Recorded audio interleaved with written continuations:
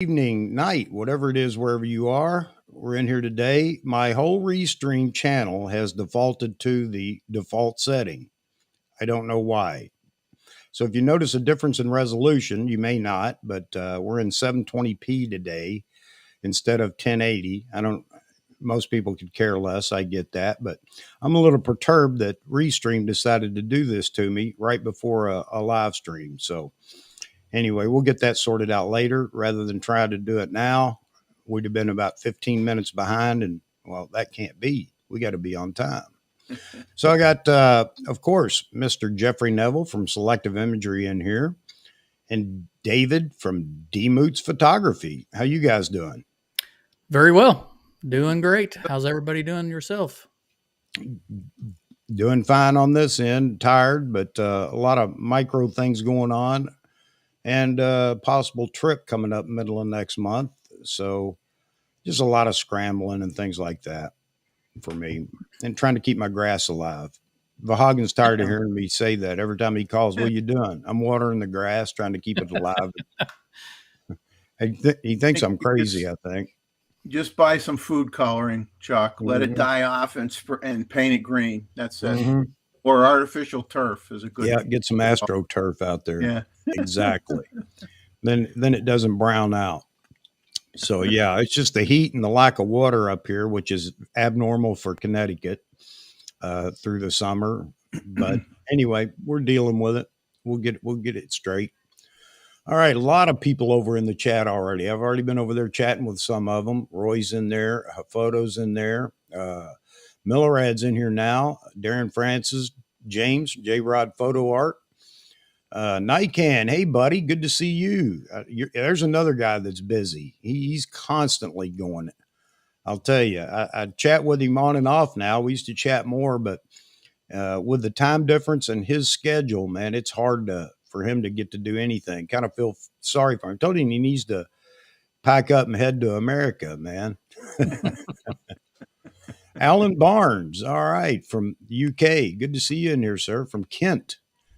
So we are an international community, no doubt about that. Welcome, awesome. Alan. Yeah, hello, Greg. Discover Nature Now. Hey, Ray, good to see you in here. Mr. Ray Powell, he's across the pond as well. Yeah, we got quite a few people in here. I know there may be some that I missed. I know Charles he came in the chat there over before we started and talked for a few minutes. He's got an appointment, so he won't be in here today. Tony D, or Day, I'm sorry. I'm going to say Day. I know you want, Tony Day is wanting some in RAW footage, 8K in RAW, so he can play with it. I haven't had a chance to even think about doing it. And I'll just show my ignorance, as usual. I don't even know how I send that to you. Yeah. As big as it's going to be. So if you got any ideas of how we can get it to you, maybe somebody in here in the chat today will be willing to pony up and say, I'll send it. I'll tell you, I'll do it, but don't sit there by the computer waiting for it to arrive, buddy. I've just got a full plate and the live streams, trying to keep up with them. Yeah, you'd have to use like a Dropbox or something like that to drop big files. Yeah, see, when you say Dropbox, I'm thinking all the boxes I got stacked up in the garage that I still got to fill. That he has dropped. Yes, yeah, I have, no doubt about it. I dropped filling them 2 weeks ago, so I got to get back to that as well. There you go. That's my schedule. Hey, Ted, good to see you in there, Mr. ATR Bear, and most people just call you Art Bear, as you know by now, because it's just easier. ATR Bear. It sounds like somebody from the government. But good to see everybody in here. I'm sure we're going to get more in here. So the erroneous date on the how many people picked up this is happening on October 31st. That's how stressed I've been. I shouldn't say stressed, but I just ran in this morning. Hey, I got to put out a reminder. I don't know why. Everybody knows when the live streams are, but I'll put it out anyway. And why I put October, I don't know. it may have been Mama. She was talking to me at the same time, and I think October was in the conversation. So there you go. But yeah, good to see everybody in here. Really, really glad to see everybody in. So on the reminder, I threw up a few things. One, the Nikon Tamron partnership. Is anybody really surprised by that? No, not really. Oh, chat. Where's my chat? Why is my chat not here? Oh, this is so aggravating. All right. Well, I got it over on the other screen. I can look at it over there. So it didn't surprise me either. However, there are a few people that have already dropped some videos, one being Matt Irwin, and I guess trying to make it look like it's a big surprise or whatever. It may be welcome, but I wouldn't put surprise behind it. After the 28 to 75 2.8, which is a pretty daggone good lens, by the way. I think the writing was on the wall. And with what Nikon had said, a month and a half, 2 months ago now, talking about looking at licensing with partners or other manufacturers or something along those lines. I butchered the quote, so don't quote me when you go looking for it. And I do think it's a good thing because everybody's been, screaming about Nikon needs some more DX lenses. Nikon needs some. I don't know how you could get. I guess you can get cheaper lenses, but I mean, Nikon's done a pretty good job at pricing lenses so far. However, they really have. Yeah. The volume of lenses will go up with Tamron in the game. So I guess all that's a real good thing. I'm really happy about it. I'm not in the market for Tamron lenses. I'm not saying Tamron lenses are no good, but I know a lot of people are. And I guess the first lens out the gate would be a 70 to 300. That sounds familiar, doesn't it? Yeah. So, really, maybe it'll be a big seller for Nikon with the Nikon Z folks. So there you go. Finally, Nikon has opened the gate and allowed somebody to license, or they've licensed the Z mount to somebody. Who knows what that deal consists of, but hey, at least they've got it going. Chat overlay. No, I can't do chat overlay. Why is my chat not? What is wrong today? Well, that'll make some people happy, especially poor Simon, an ordinary filmmaker. He got so many comments about the Canon not wanting their R mount to get made by anybody else that people are talking about leaving Canon and, we can't afford the R mount lenses. We need third party, blah, blah, blah. So, hey, if Nikon's going to allow a third party manufacturer to do some lenses for Nikon, then the timing might not be couldn't be better for them, but I'm shocked how mad people got, because it's like, and some people said, well, you can't do that, that's against the law to do that. And it's like, no, it's not. If you designed a proprietary mount for your camera and you're the owner of it and you patent it, you don't have to share it with anybody if you don't want to. As much as anybody would want to complain about it, you're not required to do it. And to that point, Canon has stepped up and said, Viltrox, no more. Yeah. That's interesting too. And a lot of the people in the Canon camp are not exactly happy about it. So I don't know how that's going to turn out. I have no idea how it'll turn out. And some would say, well, no loss, with the likes of Viltrox or Miki or whatever, all the other third party that have been producing lenses for Canon and Nikon cameras, the new mirrorless cameras. I guess Nikon's taken a different approach, but Nikon also realized, I think, that, hey, you know what? Here's a way to get some of the affordable lenses out there that are good lenses and make people happy and, choose which you decide to buy, but they're not going to sell an expensive lens to somebody that just can't afford it and is not going to buy it. Yeah. But, people will buy third-party lenses because they're happy with them. And Albert's been, go ahead. I was going to say, third-party lenses is going to increase camera sales for them. Yeah, absolutely. Yeah.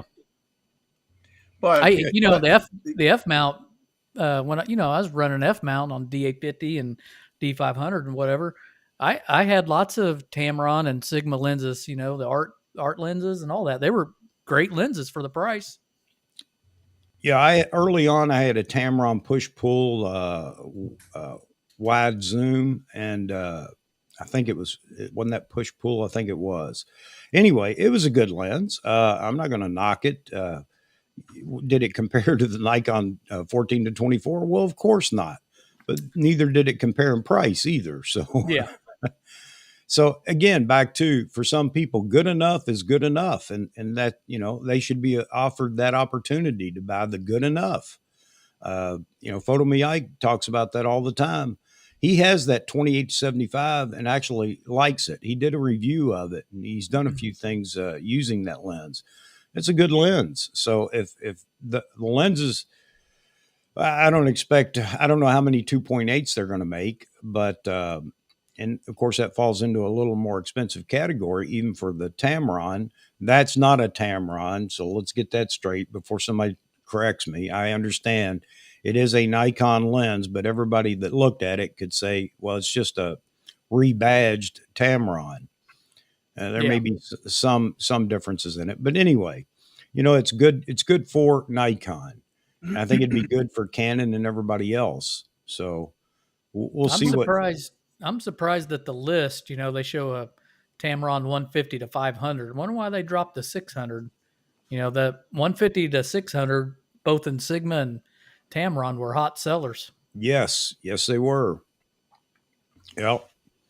Chat is going wild, and I'm just aggravated. I can't see it over here on the other computer. I got to look over to the other screen. Oh, I mean, I think Nikon has not been fast to embrace third-party manufacturers either, because both Nikon and Canon always like to try to get people to buy their glass first, and then eventually they opened it up. But there's a difference between being slow and saying no. Yeah. When you say no, you're getting quite a response. They really had no choice in the beginning here. They surely were not going to open it up to third party right out of the gate with the the Z cameras. Yeah. They want to get their own stuff out there first. Yeah. Nikon saying it puts pressure on Canon and Sony on third party lenses. Well, Sony's been doing third party forever, haven't they? Oh yeah. Sony doesn't have to. Right. I mean, they wickered a deal early on with Zeiss to do their Sony Zeiss lenses. So, I mean, that was a pretty good deal, if you ask me, So, I think they've been doing it, but I think that, Canon and Nikon, because Canon and Nikon are lens manufacturers, they're lens producers. And just like you were saying, Jeffrey, there's some truth to that they want to sell their lenses above everybody else. But at least Nikon's opened it up and decided that, hey, we're not going to be able to produce all the lenses we'd like at the price point we'd like. So they wickered that deal with Tamron. Sounds like it's going to be a pretty good deal. We'll see what else comes of it. I think the 70 to 300 is already up on B&H as a coming soon lens, isn't it? I think I did see that. I haven't it's already been announced. Well, people like choices, and you have to offer people choices, because not everybody is going to buy an arm mount lens, and not everybody. And some people are going to say some of the Z mount. Well, let's face it, a lot of the Z mount lenses that have been coming out lately have been the pricier ones for the most part. So it will be nice to see if they can get something that's a little bit more conservatively priced. But if they can't, then they need to have an option where they can offer something that's decent quality and affordable. Huh. So Lorenzo, how you doing, Lorenzo? Good to see you, sir. I use a Tamron 35 G2 1.4 adapted to my Z7 II, super sharp for portraits. Well, there's somebody else acknowledging, this is a good deal. This is going to be a good thing for Nikon. Lorenzo, how'd you like to have that Z mount, that lens in a Z mount, man? That's something that I would say, those are some of the lenses that I would expect they're going to produce in the Z mount, right off the bat. Tamron, that is, for the Nikon mount. Yeah. Woody's got a problem on YouTube channel. The whole left side of YouTube has gone away. Something going on today, man. Something weird. But what is it whenever we go live? It's always something. Yeah, I was working on photos this morning, and all of a sudden the computer just went boop. Power went off for 1 second, came back on, rebooted everything. Yeah, it's funny on your stream, my whole left side's gone as well. But if I open up a new tab and open up YouTube, it's there. It's kind of weird. It is. It's only on your stream for some reason. So, folks, look, I don't know what's going on with this. We're going to carry on. It just might not be as convenient as usual. I don't know. But for whatever reason, Restream has decided to throw a whammy on me today. And anyway, I'll get all that straightened out. As I said in the beginning, I would have to go back. We'd wind up with a new stream link, and I would have to reset everything, blah, blah, blah. But I'll do that afterwards. You guys if you can put up with us today. It's 720p. Oh, 720p. We haven't heard that in a long time. Now they can't see all the wrinkles.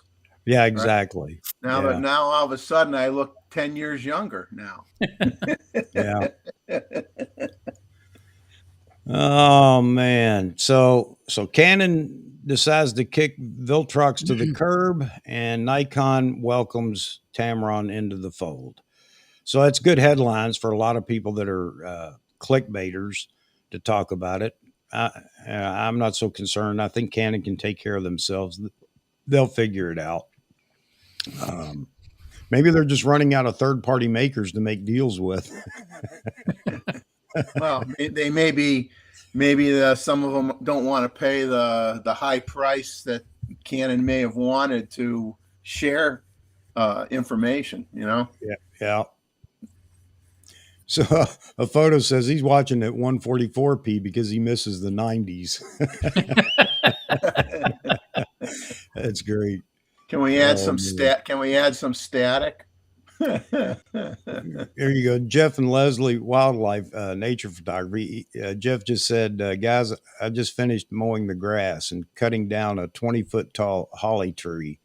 Need this break. It's funny you say that. I mowed the grass yesterday just to get it out of the way and thinking that it was going to rain last night. I guess it did, but nothing measurable because there was nothing out there when I went out this morning. So I had to go out and get the sprinklers going again this morning. Yeah, what a drag. Hello, David. David Brandsman in here with us. Good day, fellows. Yeah, her photo, I know it probably looks fine at 720p, just kind of joking around. You pay for something, you want it. You know what I mean? I wonder if they'll give me a rebate because I had to miss a live stream. I'll get on there and bust their chops about it after we finish here. Tell them it cost you advertising dollars. Exactly. Yeah. Oh, man. Martin Hill, we're doing fine, buddy. How about yourself? Hope you're well. So can you guys have the chat up where you can see it as well? It's on my stream, and then I also have it on a separate window over here just in case. You guys keep a lookout on it. Don't want to pass up everybody in the chat. I don't have it right here. This is aggravating me. See how used to you get to things and then you can't live without it? Oh, man. All right. So that's all I know about as far as the lens rumors or lens facts or whatever you want to call them, lens info with Nikon, Tamron. And again, I just mentioned Canon because I know we have Canon shooters in here. And I'm sure they feel a little bit upset that Canon's gone that route, but who knows? They may change their course here, quickly. Who knows? On the Z6 III, Z7 III is Z8 front. Yeah, we're going to go down that path for a few minutes. I know there are people that we're going to go down this path again. Yeah, only because, guys, come October, by the end of October, if nothing's happened, then we'll all just settle down and let it go. But right now, it's still something that a lot of people are interested in, myself included, which is why, I want to talk about it. So there's already chatter out there about this new 66.7 or 67 megapixel sensor. Yeah. We talked about that months ago. We know that all this has been in the works. Sensors have been in development. And when I mentioned, that there are people even in the Nikon camp that want a very high megapixel camera, and then we got into that big debate over why do you need it? And it's, again, not about need. It's about want. And if Nikon does develop, three prosumer cameras, the Z6, the Z7, and the Z8, then there'll be something for everybody. But what was I going to say? So the question now is, what is coming in October? I'm certain something is coming in October, and I know we beat this around a bit, but what do you guys think is coming in October? Right now, I'm still holding out my thoughts for a Z8, and if you call it a baby Z9, people go crazy. So I'm not going to say baby Z9. I'm going to say. Did you end up watching Matt Irwin's video about what his thoughts were? I just Did you see that one where he thinks it's going to be the Z6 III and his reasons why? Oh yeah. It's a pretty good video. He makes a lot of good points there. Yeah. Oh, he always makes some good points. Yeah. I can't, and a lot of it's his opinion, which I can't argue with. Okay, sure. I'll say I don't agree with it, but I can't say he's wrong either. So I think a Z6 III does make sense in the fact that it's a lower price model, but gives you all this new tech. When I say all this new tech, I don't mean exactly the way it's in the Z9. However, does anybody believe that any one of those three cameras, 6.3, 7.3, or 8, are going to come out with XP 6 processor? And we'll go down the list here. No. So that's tech. No. That's new tech, right? In the XP 7, and I definitely believe that they're going to have the XP 7 processors in them. Does anybody believe that the Z6 III, Z7 III, Z8 will not have updated and new AF? Of course it will. No, it will. Absolutely. So when I say these new cameras are going to come out with this new tech, that's exactly what I'm talking about. Not that they're going to be copies of the Z9. Not that they're going to hurt the Z9. Nikon would hurt themselves if they didn't put that new tech into these prosumer bodies that are coming out. Yeah, that would be just suicide. I mean, they're just going to dumb it down in the sense of maybe frames per second and video features, and then obviously if the body's smaller, which it will be, than a Z9, it won't have unlimited recording. Pretty much, it'll have a time limit on it or whatever. But I mean, that's nothing that should shock anybody. Right. So Nikon gets a break here because you can't pass all the capability, even if you wanted to, down to, if you wanted to make a carbon copy Z8, a Z9 in a Z8 form, you can't do that purely because of size. I mean, right there, they get a break because you can't put that EL18 battery in. Well, you could shoehorn it in somehow, but even then you're going to have a Frankenstein body that you're going to be using or whatever. So you're not going to be able to get that battery. You're also not going to get the heat dissipation that you would get in such a larger body like the Z9. So there are going to be some limitations that are physically built into whatever comes next. That's just the way it is. So you can't make a carbon copy Z9. You just can't do it without. It'll be dumbed down a little, and then if you want that bigger battery, you'll have to get the battery grip, just like doing the D500 and D8 50. Yeah, yeah. Yeah, What'll be interesting is two things to see what they do, whether all of those presumed models that we talk about will all have stacked sensors or not. That would be one thing that'll be interesting to see. And the second thing will be to see if they do not have mechanical shutters like the Z9, or if they have mechanical and electronic. So those are two areas that would allow them to knock the price down quite a bit as well. But that I really don't know what they'll do there. So what we come down to is when we start arguing about Z8 or Z6 or Z7 is what are the internal specs? Could I have it flip-flopped and the Z8 will be the high megapixel camera and the Z7 will be the baby Z9, for lack of a better term, the all-rounder? Does that make sense? Not to me, but I mean, does that make sense to people? Because I do believe the Z8 being a new name in the camera lineup, Nikon camera lineup, would be that logical choice for the all-rounder. Now, they're all going to be all-rounders. So what do I mean by all-rounder? But more specific, more tailored to sports, wildlife, and a smaller body that can still do portrait, landscape, blah, blah, blah. Isn't that what the Z9 does now? Yeah. Okay, Yeah. it wouldn't do it quite as good, maybe. Do they throw the cripple hammer at it to artificially dumb it down? Or does the body size and other things automatically cripple it enough that they can sell it? Because now we get into the big debate over, and this has been it's been going on forever in the Nikon camp.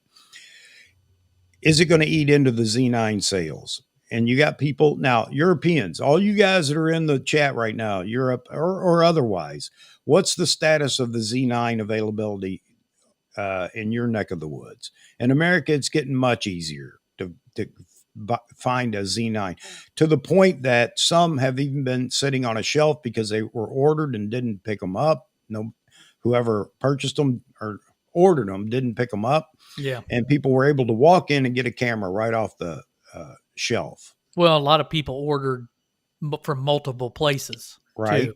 Yeah. Right. And some people, some places require you to put money down, some don't. So Right. the ones that don't, there's no harm, no foul. Yep. So even that's good news, though. If we're catching up to that point where all the side orders are coming in and people aren't wanting them, then they've got what they want. So the point is that we're about to hit the point where I'm not saying next month that you're going to have Z9 sitting on the shelf waiting for somebody to walk in and buy them, on a regular basis. But by the end of this year, I think we're caught up here in America, pretty much caught up. So eating into Z9 sales is not going to happen for a couple of reasons. One, I think that they're finally filling the orders enough that people that really want them have got them. And the other is, how many people don't care about the Z9? They've been holding out since the Z9 was announced because that's not the camera they want. Yeah. And there are more of them than there are people that want the Z9 by far. Yeah. I would say you're the price correct. point thing. People don't want to spend that kind of money. I mean, yeah, even though the Z9 was priced really well, it's still a lot of money. Yeah. Here you go. Dice Kolov. My location is Bulgaria in the EU. And I ordered it 2 to 3 weeks ago, and I've been notified that it arrives in around 1.5 months. So let's see it. Okay. Interesting. Yeah. Alan Barnes ordered mine 4 months ago, still waiting. So we talked about that too. Why did Europe get the brunt of the, short shipments? Why is that? I mean, it seems to be Europe this year took a hit, or on this model. I know in the past, Europe had done well and the U.S. was lacking in deliveries. Is it just Nikon? They spin a wheel. Who gets the bulk? Oh, this is going to Asia. All right. I think they just shifted primarily to the largest markets first, and Europe was not the largest market. It was China and the U.S. And here we go. this supports what we've been talking about. Millerad says, I don't care about the Z9. Z6 is more than enough for my needs. So, okay.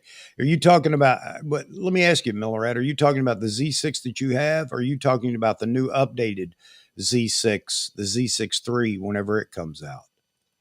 Because again, that's what people are waiting for. So many people are just like the 2 to 600, man. I don't want to get that started again, but how many people, everybody loves seeing Nikon drop these super telephoto primes and all the exotic telephoto lenses, exotic meaning the 400 4.5 and then the 400 2.8 TC.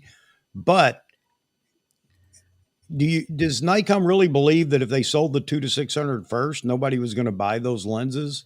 Maybe they do. I don't know. I just see two completely different sales there. Oh yeah. Nobody that wants the different market.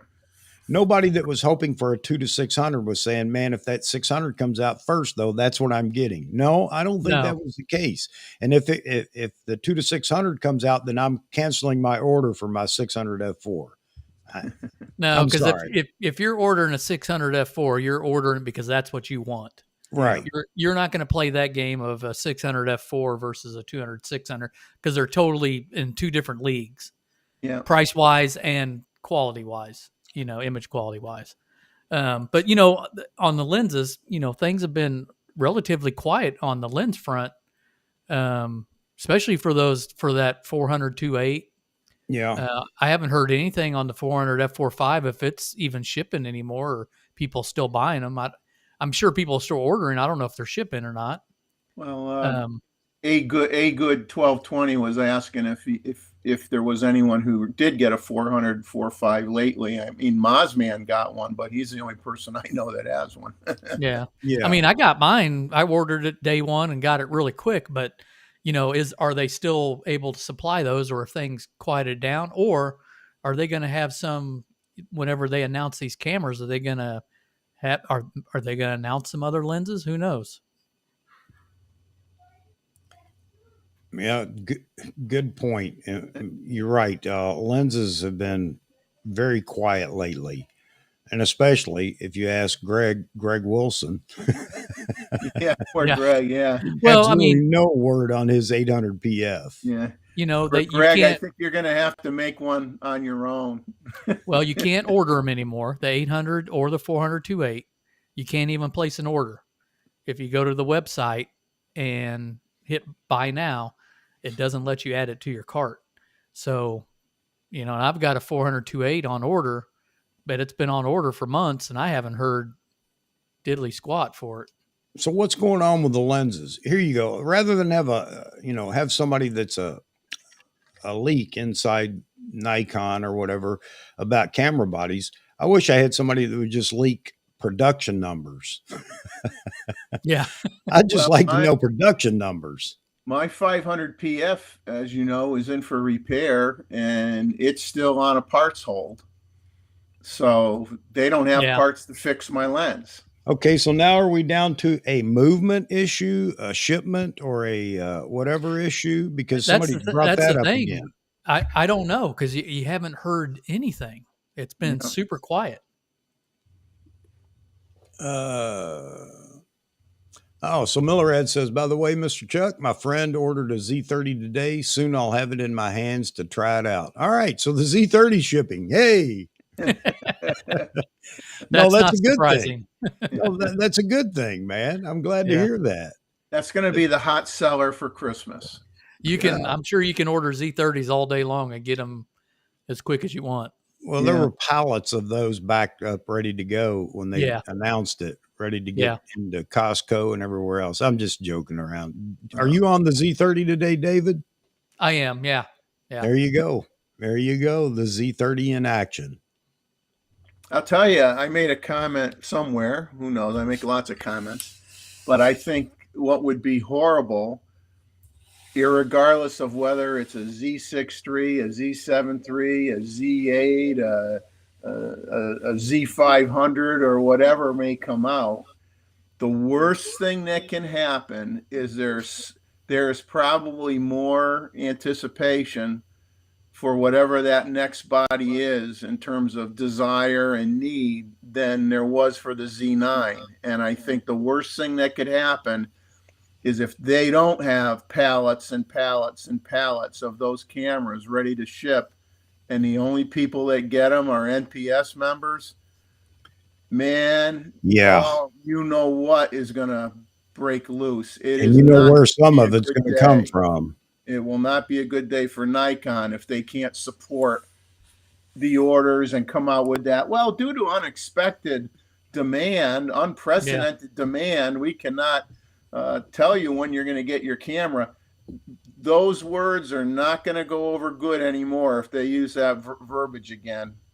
Well, they're going to use it. It's coming. You can bet on that. You know, I mean, we didn't anticipate the, yeah, right. Come on. If you're man. not at Well- Nikon right now, if you're not anticipating a surge in sales with the Z8, Z7 III, or Z6 III, then there's no hope for you. I mean, That's like saying I don't anticipate any more forest fires in California. yeah.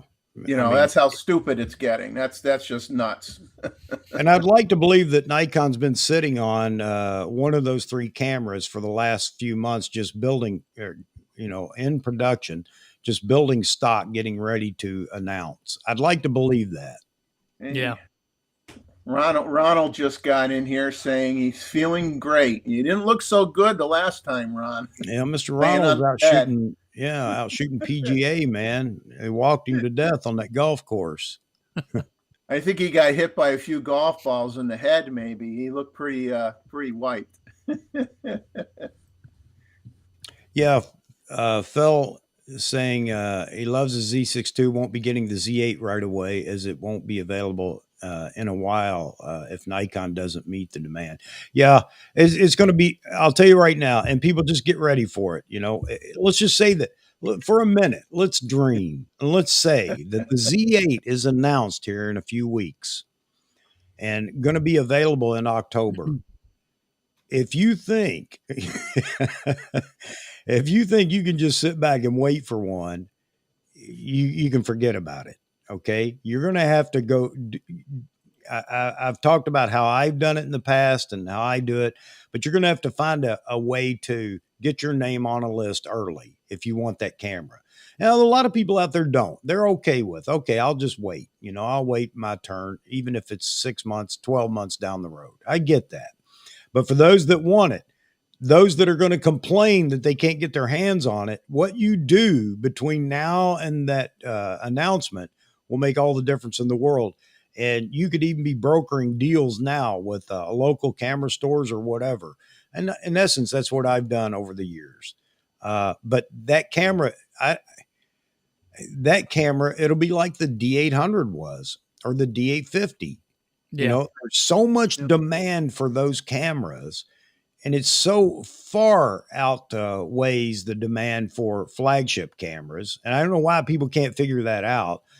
You just how many people do you know that have flagship cameras? If you're in a pro group that all of you are commercial photographers and work together, that may be the case. All of you have flagship cameras. But look around the block. There are so few flagship cameras that are ever sold. Nikon Z9 is going to be an exception only because it is what it is, you know, in the mirrorless realm and everything else. But the next flagship camera will not sell near as much, my opinion, as the Z9 has. And Z9s are going to wind up going up for sale because people just bought it because it was the newest. It had all this new technology. Nothing in Nikon had that technology. And they bought it, and they're going to carry it around.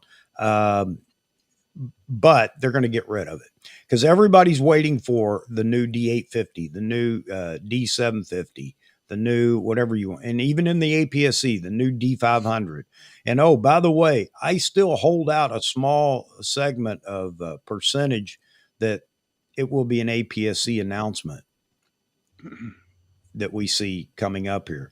There is an announcement coming. I had somebody ask me, what do you have? What facts do you have? Or I can't remember how he asked me the question. Basically, what insider info? I think that's the way put the question.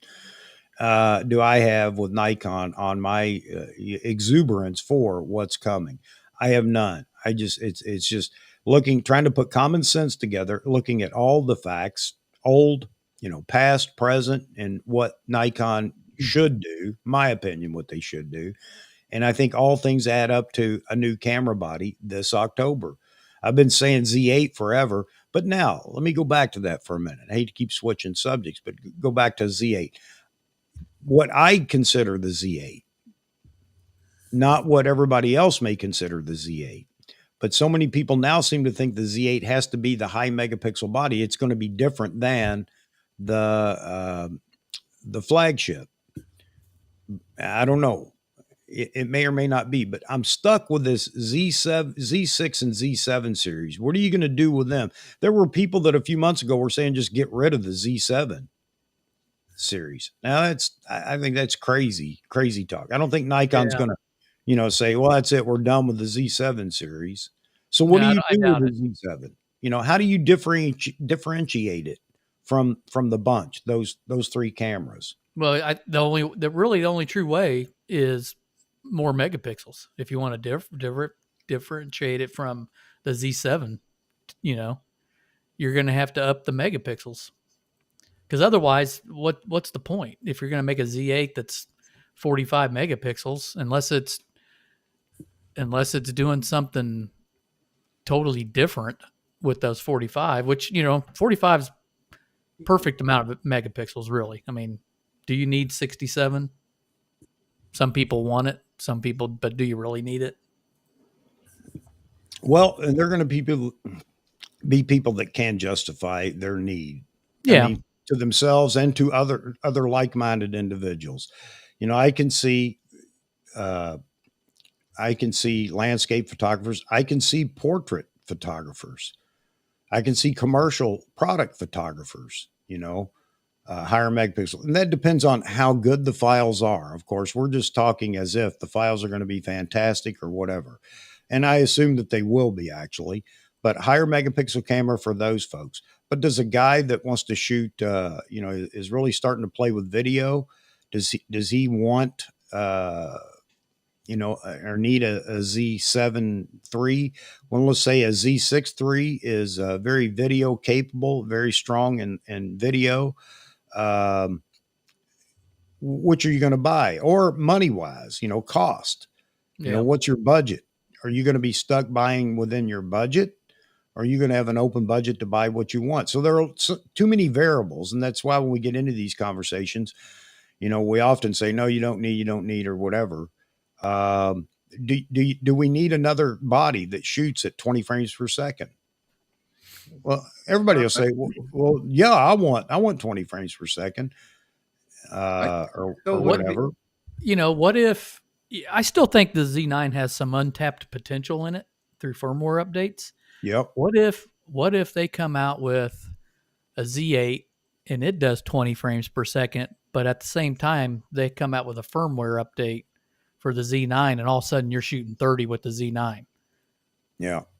Who knows what they can do with that?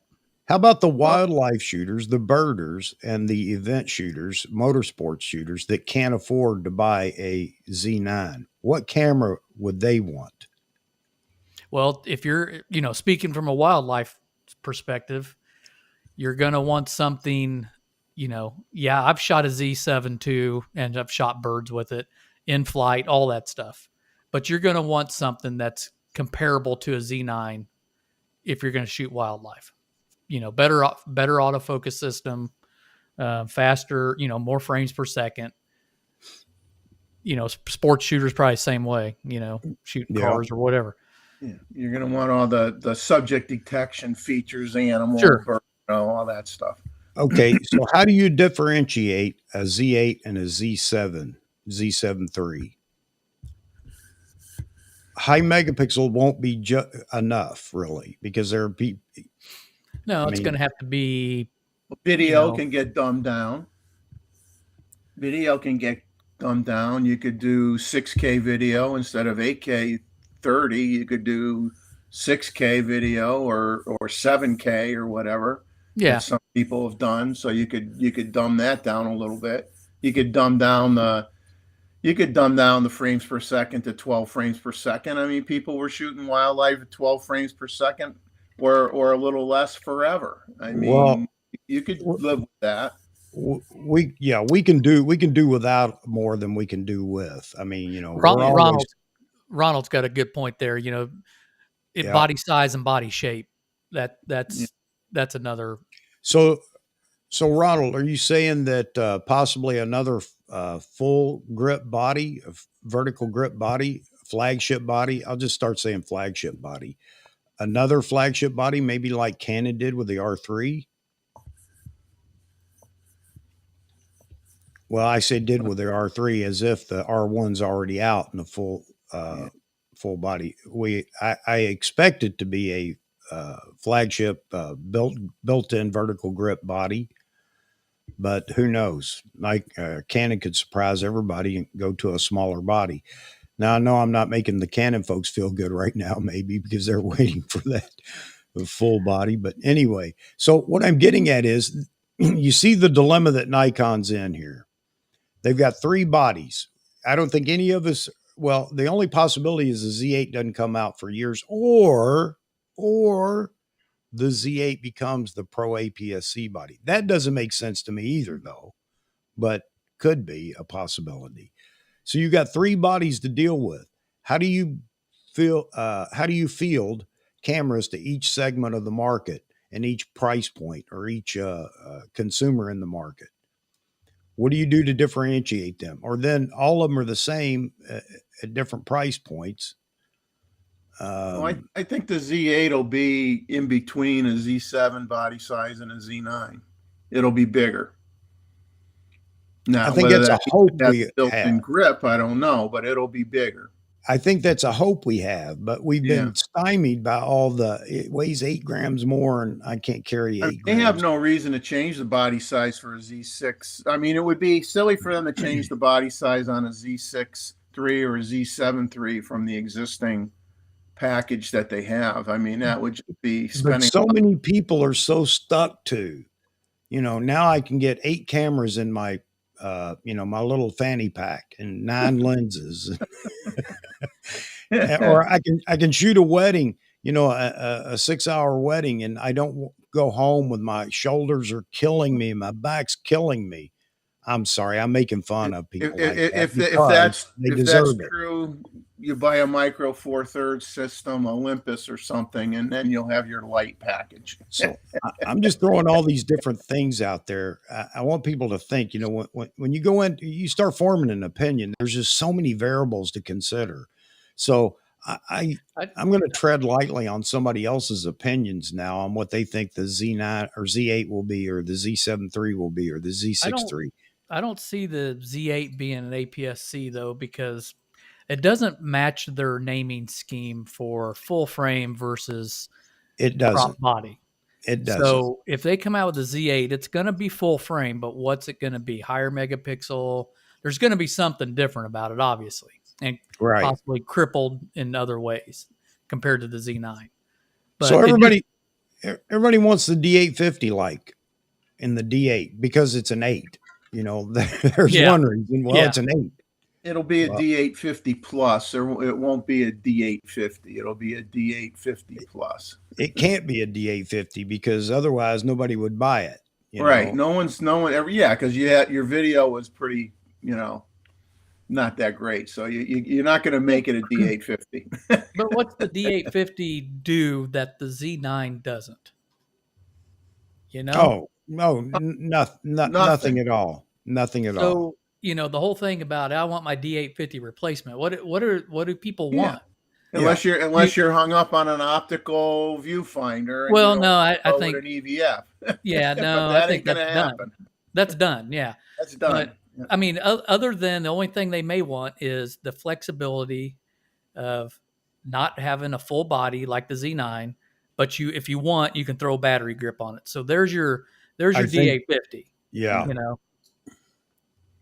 So yeah, somebody there they need lighter cameras due to arthritis and tendonitis. That's what I think a Z8 is going to be. It's going to be a smaller body. A photo, and you bring up a good point, but I think everybody jumped on that bandwagon of smaller, lighter, And just all of a sudden, we wanted a matchbook. Here you go. This is my new Yeah. Z8 right here. It does everything, and and I don't even need a camera strap. I just get a little wrist strap and hang it. Yeah. Here's your smaller lighter here. Fits right in your shirt pocket. The same thing happened with cell phones. Right in my shirt Everything pocket. cell phones started out small, then they kept going bigger and bigger and bigger. Now they're like, oh, we got to have these smaller ones because people want smaller phones. There's, I got one of the biggest iPhones they make, and there's times I'm going, God, I wish this thing was smaller. Especially if you're a pocket carrier like I am. I am too. I am too. My wife gets like the iPad size phone. Yeah. Then again, she's got a purse to carry it in. I don't. Of course, there's days I go, man, I should have just stuck with a flip phone. I'm tired of these things. Yeah. Hey, I like my flip phone, man. So those that have an issue with maybe whatever it is, whether it's physical or whatever, and want a smaller, lighter camera, how much are you willing to give up for it? Hey, I tell you, I would not mind a smaller body. I love the Z9. It's great. I would not mind a smaller body that's something that's comparable to the Z9 because I think I have the 400-4.5 lens, and I think that lens on a smaller body, man, that's a great little compact unit to go hiking with or do whatever. Yeah. So, I mean, I wouldn't rule out two cameras coming. We've talked about it before. They could come out with two cameras. They could come out with the what if they D500 APS-C. I tell you they could do two at once. They could do it. They've done it before. Hey, I just want everybody to know I acknowledge right now I am in trouble because Ronald Pollard has summoned me to the table, meaning send me the link. So good. I like Ronald, man. I do too. No more bedroom shots, though. No more bedroom shots, please. Don't. Yeah, I saw that, and I was like, "What's going on here?" I thought he was doing a photo shoot that we didn't want to see. All right, here we go. All right.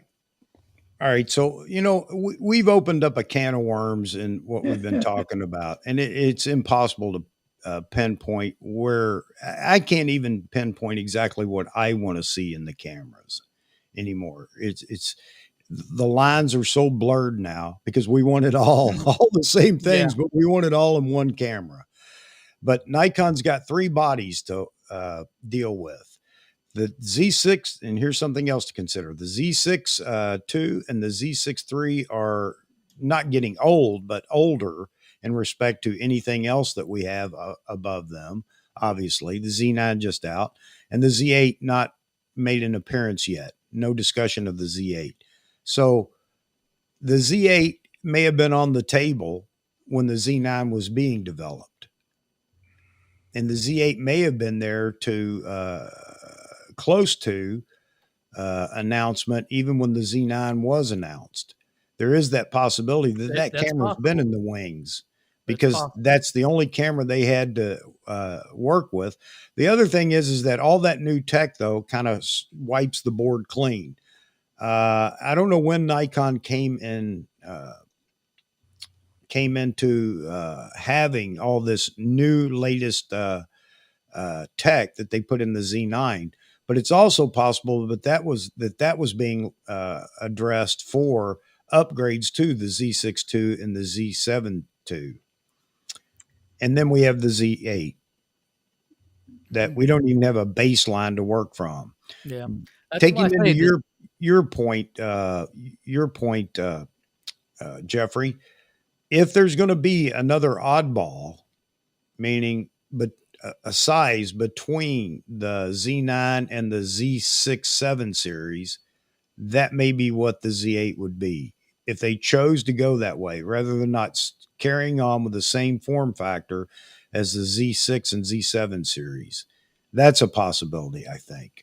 What would that camera be if it is a little bit bigger? Who gets the bigger camera? The baby Z9 or the high megapixel whatever. Who gets it? Well, now here's another thing we didn't talk about. Another area where you change things up is what memory cards do you put in the camera. That can affect the size. Yeah. Well, Do you have two CFE slots? Do you have one CFE slot and an SD slot? Do you have two SD slots? I mean, you got all these things. Let me ask this question: is there a possibility? Well, if it's going to be a very robust video centric camera, then I assume it has to have two CFE card slots just because of the storage capacity and speed. Yeah. Could a very high megapixel camera get away with, not video centric, but very high megapixel, get away with 1 and 1? Potentially. It depends on, it's going to depend on what that how that processor's throwing the data out there. I feel like this is what they sat around in the boardroom and talked about at Nikon. hey, for all we know, when they were prototyping the Z9, they may have had several different sized bodies when they were doing the prototypes. And then they decided on the one that we now see. But there's a possibility that they had made a Z9 type camera in a smaller body, and they could use that body for a different model number. Yes. I mean, they could already have the design done. They could have already had it machined. It could just be sitting there on a shelf and say, this was our second choice, but with a new camera, that might be our first choice now. I don't know. It's getting exciting though. Don't know. You know what? By October, I'm taking a break. If we don't know anything by October, then I'm taking a break on the whole deal. I'm just going to let Nikon do what they do. But right now, it is kind of fun to dream, and it's good to hear everybody. Everybody has great points. I mean, I can't take away from anybody. Anybody's points they're making here. Mr. Ronald, hello, sir. He's out of bed and in the car, baby. He's out of the bed. No audio. Let me tell you guys. There you go. Okay. Yeah, we got you. Can you hear me now? Yeah. Man, Jeff, now you're breaking up, brother. I don't know if you're on a headset or on the car, audio in the car or what. What about now? Let's see if it keeps going. Hold on. Wait. All right. What? Still. Are we good now? You give me a whole sentence to see if it breaks up. 1, 2, 3, testing 1. Nope. Cutting out. Testing 1, 2, 3. I'll call. Yeah, it sounds like bandwidth issue. He's in a gas station. He's underneath the metal cover. It's blocking all the alien signals from getting to him. So I got some things I want to share with you so badly about the experience this weekend with the PG. Guys, yeah. I'll call you back in minutes, Chuck. I'm sorry? Are you going to be on in the next 10 minutes? Yeah. Okay, I'm going to get there and I'm going to call you. Guys, everything everybody's saying is so deep and so insightful. It's crazy. Just a serious cheat code. But I want to say some additional, and I'll call you back when my audio's. But you guys, cool. Chuck, it's all so good. It's crazy. But I'll call you right back. All right, brother. All right. We'll get him in here on the phone. At least everybody can hear him. He was out shooting the FedEx Cup in Atlanta. So kudos for him, man. That's great. All right. Let's see what we got going on. Jeffrey, I've neglected everybody in the chat, and that's bad. Let's see, Bass. Maybe the Z8 will be between the Z6 and Z7, more like in line with Canon's R6, R5. More specialties to try out in the market, like joystick relocations, touchpad bars, top LCD, grip with Z9 batteries. That is a possibility, boss. I don't know what we're actually going to wind up seeing. That's the big thing. That's the anticipation. A lot of people will say, why even anticipate? Why even do it? Well, it's just fun to talk about it, A lot of great ideas too. So there are some of the new things that are going to come. And I have said this and I still believe it. There will be some new features in whatever comes out next that aren't even in the Z9. Not that they can't be a firmware update to fix. I don't know. But James, J-Rod Photo, was talking about tethered solution when out in the field. So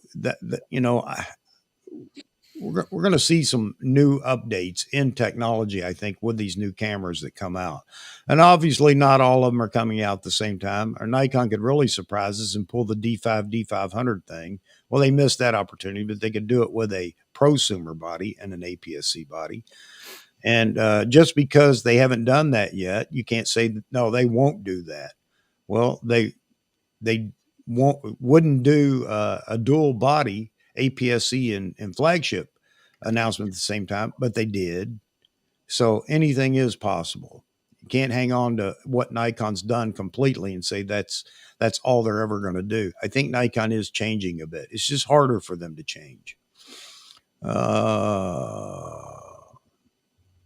So let me see, looking at chat. Sorry, guys, I don't have it up in front of me.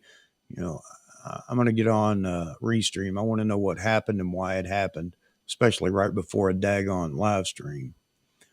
I would like to think that they could firmware. Maybe they can't. You would like to think it would be nice to be able to record on an external drive with the USB-C port on the Z9 and record onto an external hard drive, especially if you're doing video.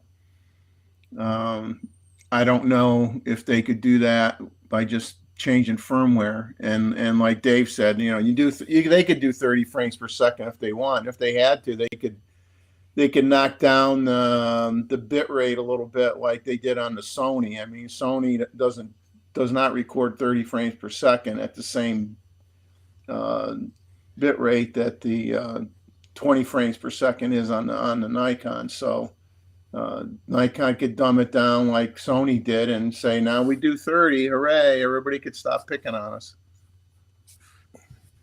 All right. Hey guys, this is my momentary break to say, if you guys enjoy these live streams and you aren't subscribed, I'd really appreciate, considering a subscription to our community. We have a great community here. We have bumps and things, in the road like everybody else, but it's a great community, a lot of great experience here, and not just with Nikon.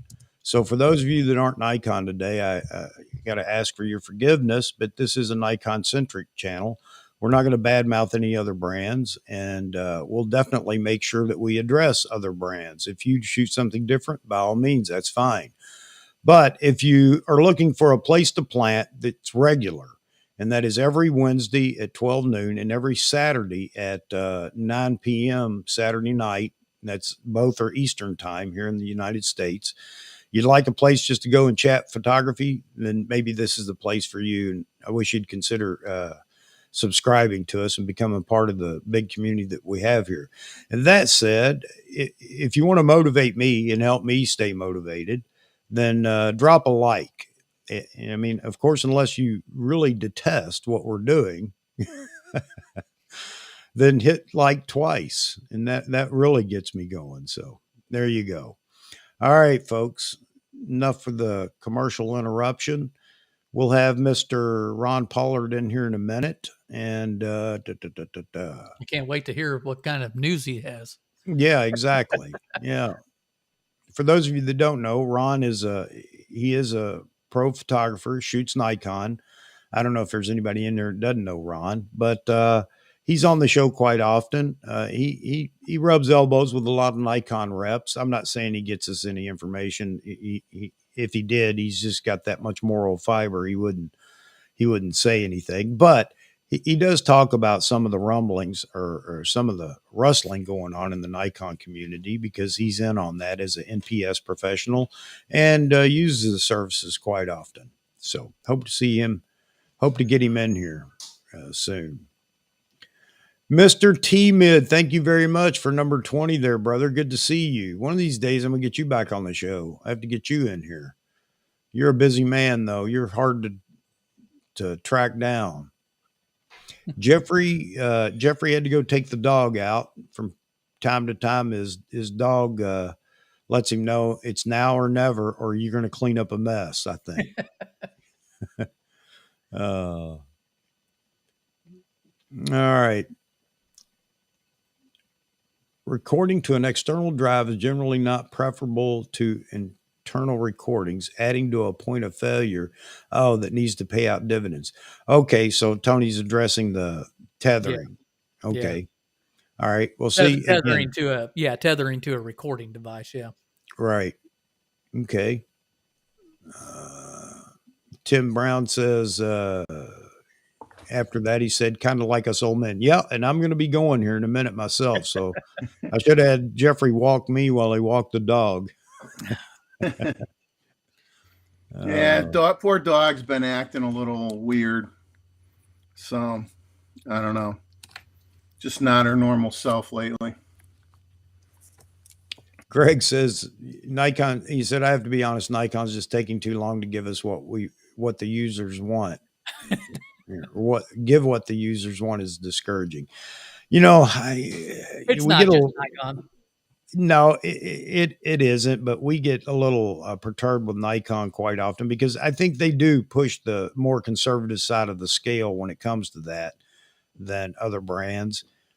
We get a lens roadmap. Wouldn't it be nice if we got some kind of a camera roadmap without names on it, but just expectations coming in the future? But then again, I guess that's signaling the other people, oh, but if you think that Canon and Sony don't know what Nikon's doing, or Nikon and Sony don't know what Canon's doing, I think you're a bit naive. I think they all know what each other's doing. Hey, thanks a lot for the likes, folks. I really appreciate that. That motivates me to get up, not worry about the sprinklers, and get in here and get my my reminder with the right date on it. And well, I really can't check Restream until we go live. That's when it flipped on me. So that's a Restream issue. All right. So we'll get Mr. Ronald in here in a few minutes. I guess I need to run to the little boy's room before that happens, get that out of the way.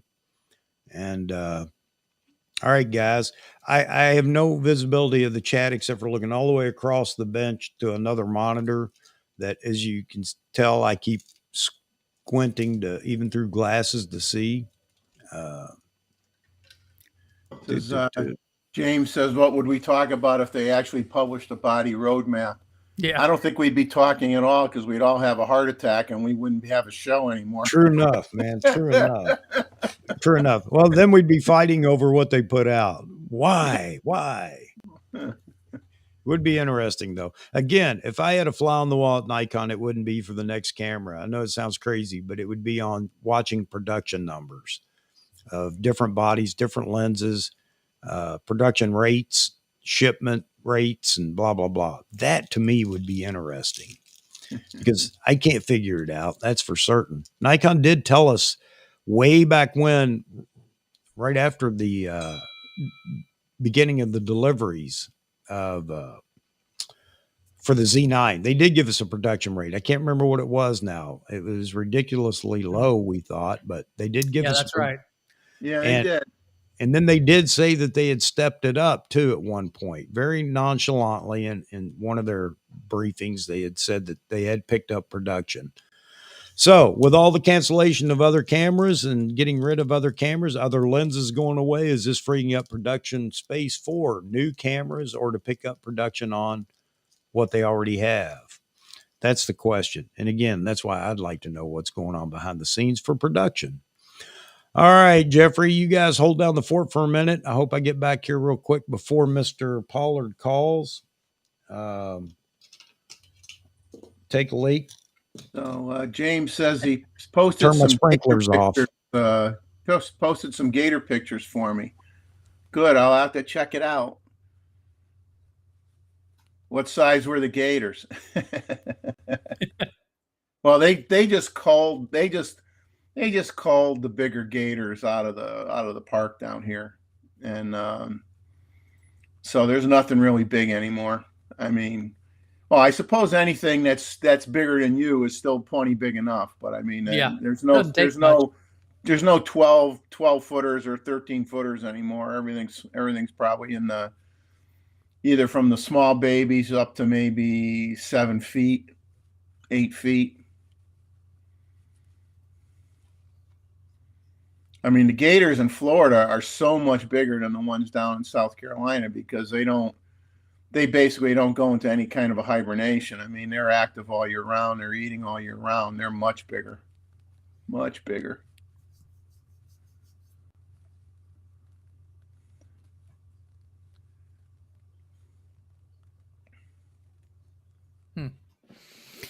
Yeah, let's see. Where was that? Somebody, I think it was Roy, posted about the Z9 firmware update. Yeah, the 211. It didn't Yeah. say. I looked at what it did. It was just like to fix some anomaly of some kind. But it Yeah, didn't basically, really. I guess some people were having trouble where the camera would stop responding. I'd seen some people talk about it, but I'd never experienced that where the issue that they were talking about as far as just stop responding and had to take the battery out. I had an issue early on with it that I think actually was turned out to be the card I was using that was causing some lockups, but it quickly got fixed when I did an out of the box factory reset on the camera. Yeah, I just updated it yesterday, and then I finally got around to. I was procrastinating, not enough time. I finally did the firmware update on the 105 macro lens that they came up with a little while ago for the allow you to have the linear focus for manual focusing.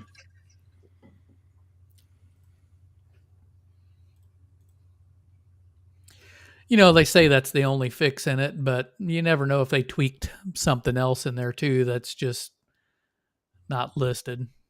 Yeah. Did you ever hear what Z Wade, when he had the problem when he did the upgrade? And I know he held off. I don't know if he ever did reinstall the latest version or not. Yeah, I'm not sure. I know I remember him updating, then he released a video said where he was switching back that it caused him to mess up a photo shoot, but I never really did see yet totally what the issue was. I don't know. Yeah, I don't know if he's. well, I he don't know made if it he out ended like up. he just had a lot of autofocus. Oh, I think the eye autofocus on his models was not performing very well. Yeah. Huh. Yeah. I don't know. Weird. But I have not heard anybody else who said they had that problem. So I don't know. He could just have a problem with the camera. Yeah. That has nothing to do. That just happened to happen when he did the firmware update. But if it went away when he took the firmware update out, then that's really strange because I haven't heard anybody else talk about that. Yeah, I hadn't either. And Greg, I have a new video coming out probably for Friday morning. I've managed to sneak out a few times. And I got a few hummingbird shots in botanical gardens. That's actually near, within less than a mile from the park. There's Brook Green Gardens, which has statues and sculptures and all that kind of stuff, and botanical gardens and birds and all sorts of critters and whatnot on the grounds because it's so many acres. It's crazy. Problem is shooting hummingbird shots in the wild is with people walking around is difficult at best. So I got a few that were okay that I kind of like that I'm going to have in my next video. But like Gustavo takes fantastic hummingbird pictures, but most people that I know that get phenomenal hummingbird pictures have taken the time, and they live in an area where they're able to plant the right kind of bushes and create an environment for them and put some feeders in their yard. And sometimes that's they what put I have. and then that works great. I mean, those are actually probably the best pictures I see of hummingbirds. Trying to do it in the wild is difficult. Difficult at best. At best, yeah. Almost impossible unless you want to creep around and look for their nest too. I tried that. Forget it. If you have them coming to your yard, which I do, I put out feeders and I have plants specifically planted for them. And, I get to the point like this time of year, they really are pretty calm around me and don't take off as soon as they see me. I'll actually set out studio lights and they'll come right up to the studio lights and I'll be able to light them and everything. It's really fun. Well, there was a guy that was like walking, like trying to chase them. And I looked at him. He says, "Boy, they're fast. Boy, they're fast." I said, "Yeah, they're like 1,000,000 times faster than you can ever move." So I said, "Stop moving around trying to chase them." I says, "Just plant your body in one spot and wait for them to come to you, because you're not going to be able to chase them. It ain't going to happen. That's not what you do." What you do is you go buy one of the old ladies' hats from the 40s that has all those flowers on it, and you go out there and sit down, and they will come to you. And that is no joke. Oh, man. I wouldn't want somebody taking a picture of me with that hat, Chuck, and then putting it on YouTube and say, "Look at Jeff. He's one of those strange ones." I could care less. For me, I could care less. Getting the photo, right? Camouflage. Here's what I wear. Instead of a ghillie suit, I wear a flower suit. Flower suit. Oh, man. Coming out of winter here, birds are not that active yet. Mostly only the cockatoos. Yeah, I saw some of your photos there, Mr. Roy. You got a great place there. And you guys are still in winter, though, aren't you? I will say winter isn't as bad there than it is up here, or at least the way it's been in winter. Although this year I'm beginning to wonder if we're going to see winter. We'll put Roy on a mission and say, take a picture of every poisonous critter in Australia. That might take him a couple of years. All right. So enough, I guess, of the Z8, Z7 Z63 talk, and I'm okay with that. I just wanted to bring it up because that all those rumors are still pending. The 67 megapixel sensor that came out of I guess China, did they leak it? Did they just publish it? Or I don't know what the deal is on that. But Nikon Rumors is warning everybody not to get their hopes up. He's been saying that all along. I don't know if he's got inside information that says no. Well, okay, then so share it. If it's just a gut feeling, then let us have our gut feelings as well. Just lack of information, lack of leaks is not a reason to say it's not going to happen. I'm standing by my thing that I think Nikon, Canon, Sony, everybody has cracked down on their NDAs. I don't think that we're going to see as much information as we would like. Nikon purposely leaked information about the Z9 and then did not just purposely leaked information, but then did a development announcement to go along with it. So there is the possibility that everything is still on track and Nikon's just not sharing it with anybody. And that's just the way it is. And NDAs are just that, non-disclosure agreements. And on top of that, you usually get a embargo.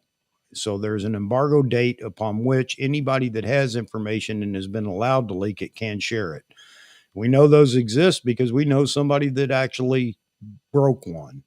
Well, actually, we know two. We know an individual and we know a Nikon regional office. Nikon India dropped the packet for the Z9 the day before the Z9 was officially announced, and then immediately withdrew it.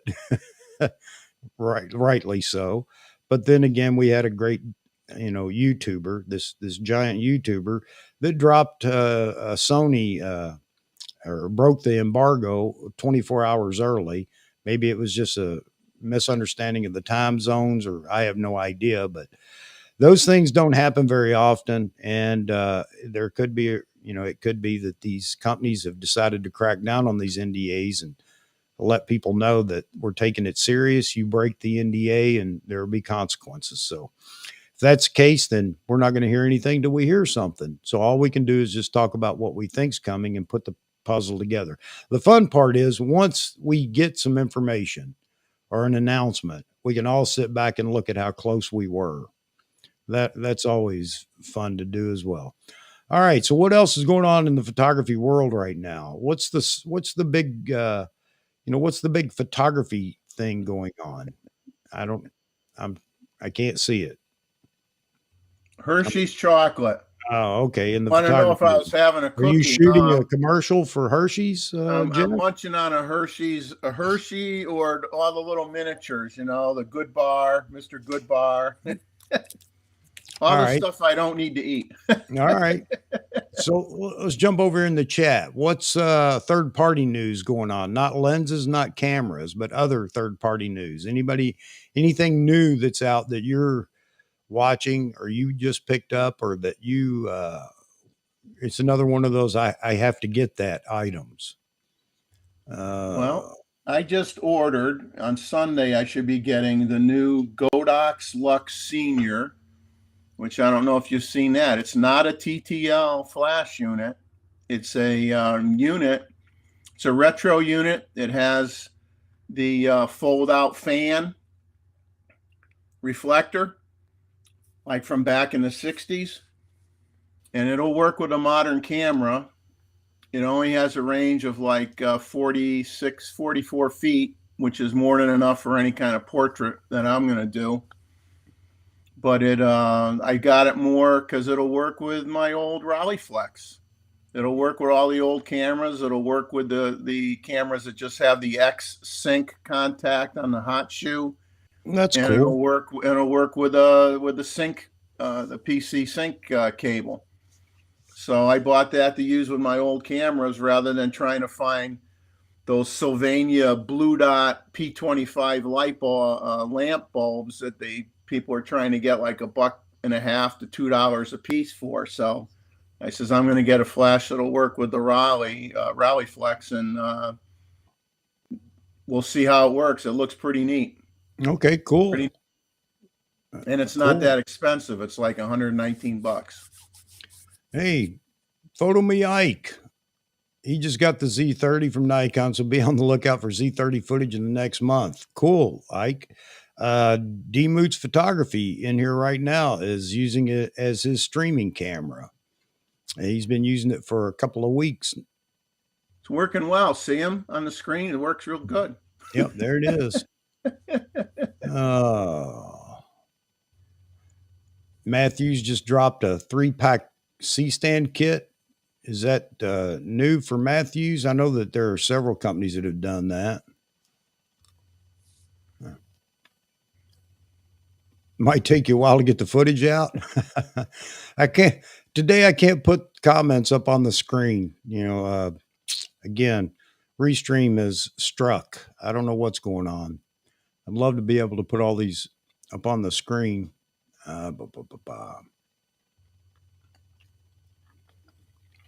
Yeah, T-Mid, we were talking about that earlier. Nikon opens up the mount for Tamron, brokers a deal with them, and Canon shuts Viltrox down. Yeah, a lot of Canon folks are not happy about that. I don't know what. I mean, maybe there are a lot of Viltrox users or shooters out there that were looking forward to Viltrox lenses for their RF mount. Or maybe they're just concerned that this is just the first step. Maybe Canon will do it with others. I don't know. I think Canon will get it sorted out pretty quick because I know that the Canon camp is not happy about it.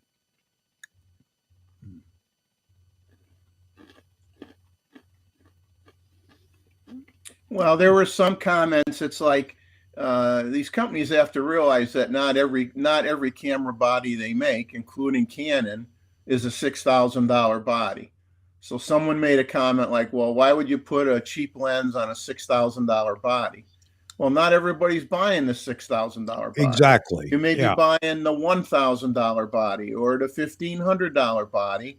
And there's a reason for that. It meets your price point, what you can afford. And therefore, you're not looking to put a $5,000 lens on a $1,500 body. So you need to have options. And these companies, if they can't produce it affordably, then they should tie in with somebody like Nikon supposedly is, and make offerings for people that really just can't plunk down that kind of dough. I mean, most people can't.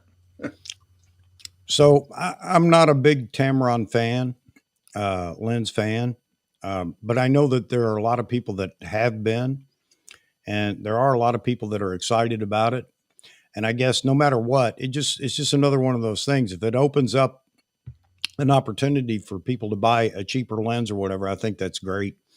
It's not something that I'm looking into or for or whatever, but I do think it's a good thing because it's also going to open up a lot of cheaper lenses in the DX market. I see, and that's something that Nikon can use right now because there's going to be a lot more screaming for wide angle and other lenses in the DX realm, and maybe Tamron can help fill some of that. So, yeah, I'm not a big Tamron fan, but then again, I'm not a big Sigma fan. They have some lenses that are okay. I have the Sigma 35 Art and 50 Art, and while they are good lenses, I just don't shoot with them because I don't know. I don't like them as much.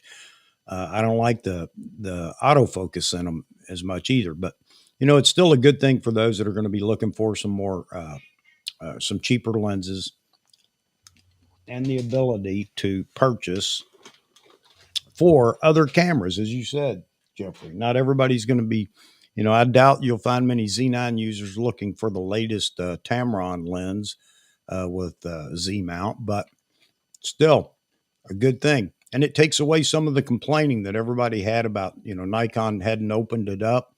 Well, now they have, only to find that Canon shuts down, Yeah, other perfect makers of the timing, RF man. mount. Perfect timing for Nikon to take advantage of people that now want to get out of the Canon camp. Yep. So going to be interesting to see what happens on that front. No doubt about it. So Ike's going to be playing with the Z30. Look forward to see what you come up with, Ike. I'm sure there's some great things you can do with that camera. Not a camera that I can see myself just carrying around, though. I tell you, I wish they would come out with that 85 1.2. There's so many people waiting for that, something different than a long lens. And you could tie that 200 to 600 lens with your next camera body you kick out. You could pair that up with the next camera body you kick out. But in the meantime, throw out that 85 1.2, man. Give the portrait photographers something to enjoy. It's like it's not all about sports and birds. I mean, you gotta toss a bone out to everybody here. So those of you that know Ordinary Filmmaker, Simon over at Ordinary Filmmaker, he's had a long vacation going here, and he's been dropping quite a few videos and doing a couple of live streams. And he had talked about, he and I think, are going to get together and do a live stream here sometime in the very near future before he finishes his vacation. I think we're going to, this would be a good topic, opening up the lens mounts to third-party makers, because he's already talked about Canon and the backlash that they're receiving over the Viltrox. It was a rumor at first, but I guess it's pretty much now set in stone. N-log footage. Mr. Ike figured out how to apply N-log correction. What? Laughing. I hope you're drinking a beer while you're doing that.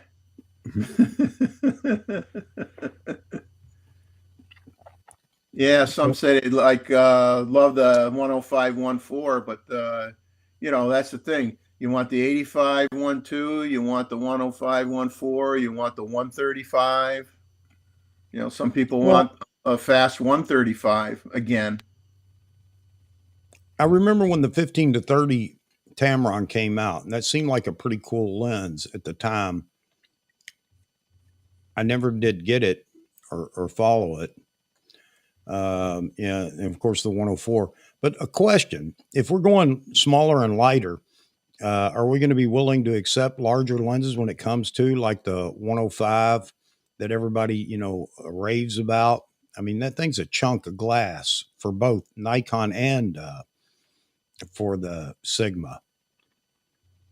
Well, how much bigger, you would know, Chuck, more than me. How much bigger is the 51.2 versus the 51.8, the Z mount lens? Quite a bit difference there, right? Are you talking between Sigma and the Nikon? No, I mean, 1.8? even just the Nikon Z1 f51.2 versus the 51.8. Isn't there a huge difference in size? Well, okay, so no, I don't have the 51.2. And Oh, there okay. is a size difference that I know there's a size difference. Yeah. And I'm sure there are people that are in the chat that can answer that as well. Well, it just goes to show you that more glass means more money, means better resolution and other things. Yeah, I'd like to have the 85. I'd been saving for that, but right now I'm just hanging on to money, trying to, you know, have a kitty in the bank ready to go, depending on what Nikon drops. You know, if they, the only two cameras, honestly, that I'd be interested in, and that's only if,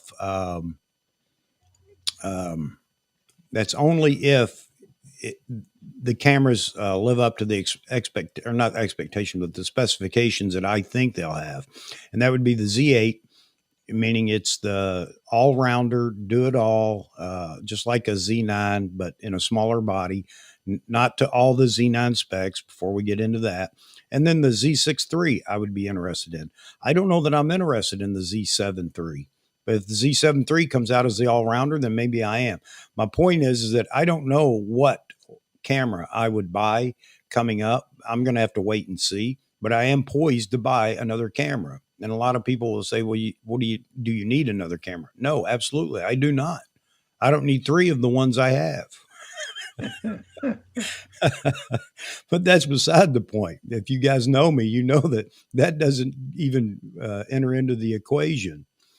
But it would set me up and I wouldn't have gas for a while as far as camera bodies go. I do like to carry two bodies when I go out. And right now I carry the Z6 II and the Z9.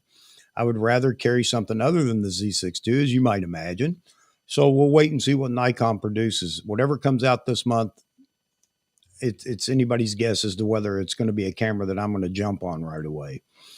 But you can bet if it fits either that mold of a very techie Z6 III or the Z8 being that very techie body and it being a good complement to my Z9, then that's the way I'll go.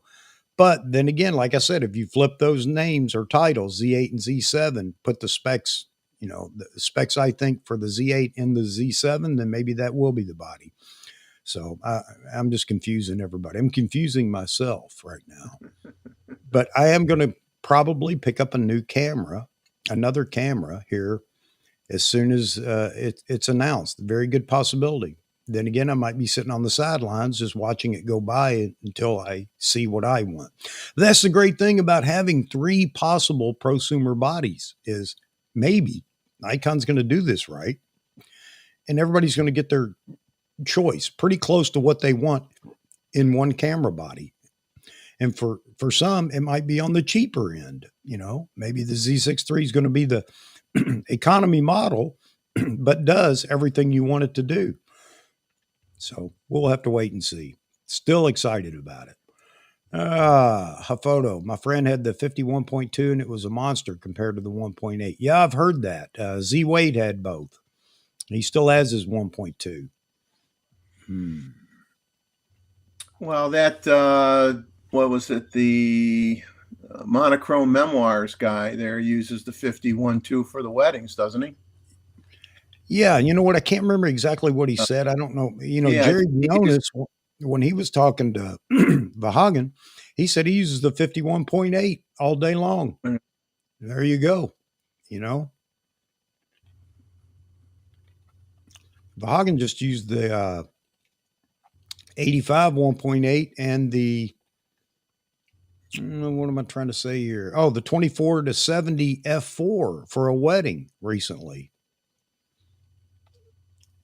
And he has something to say about what he noticed after shooting the wedding with those lenses. Not bad, but you know, he just says that it had a very digital feel using those lenses. And I've heard others say that. I think we're at the point where sharpness is getting in the way. It sounds crazy, doesn't it? Anybody else feel that way? Or you done with all the absolute sharpness of everything? Well, too sharp on headshots and people. You don't need to show every wrinkle on somebody's face. They don't want that anyway. You got to have a little smoothness to it. Too sharp can be a problem with portraits, I would think. John Young talking about the 700 and the D750. Remember when the D750 came out and everybody was so upset, so bent out of shape because everybody was waiting for what? The D700 replacement. So Nikon uses that naming convention and comes up with the D750. Well, man, that D750 rocked. How many people shot? There's no telling how many weddings that D750 was used for. So Nikon got that right when we were all complaining that, no, it's not the D700. Well, guess what? After you got that D750, you realized, well, I don't want the D700. I want this.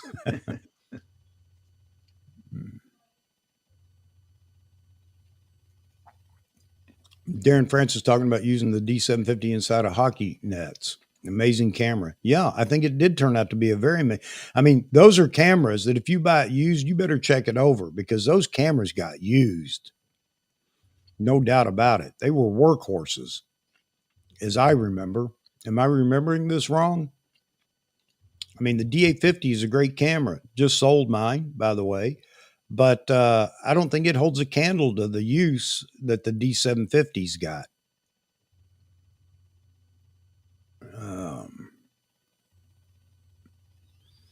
All right.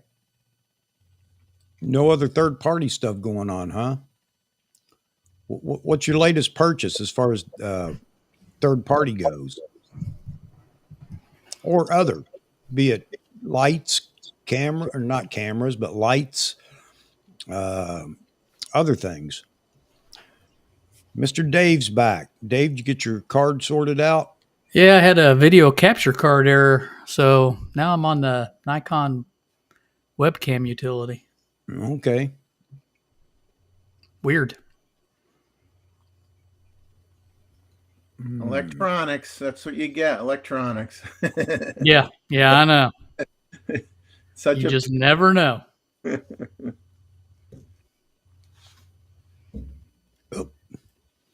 But give everybody a padong on the microphone there. Looking at the chat again.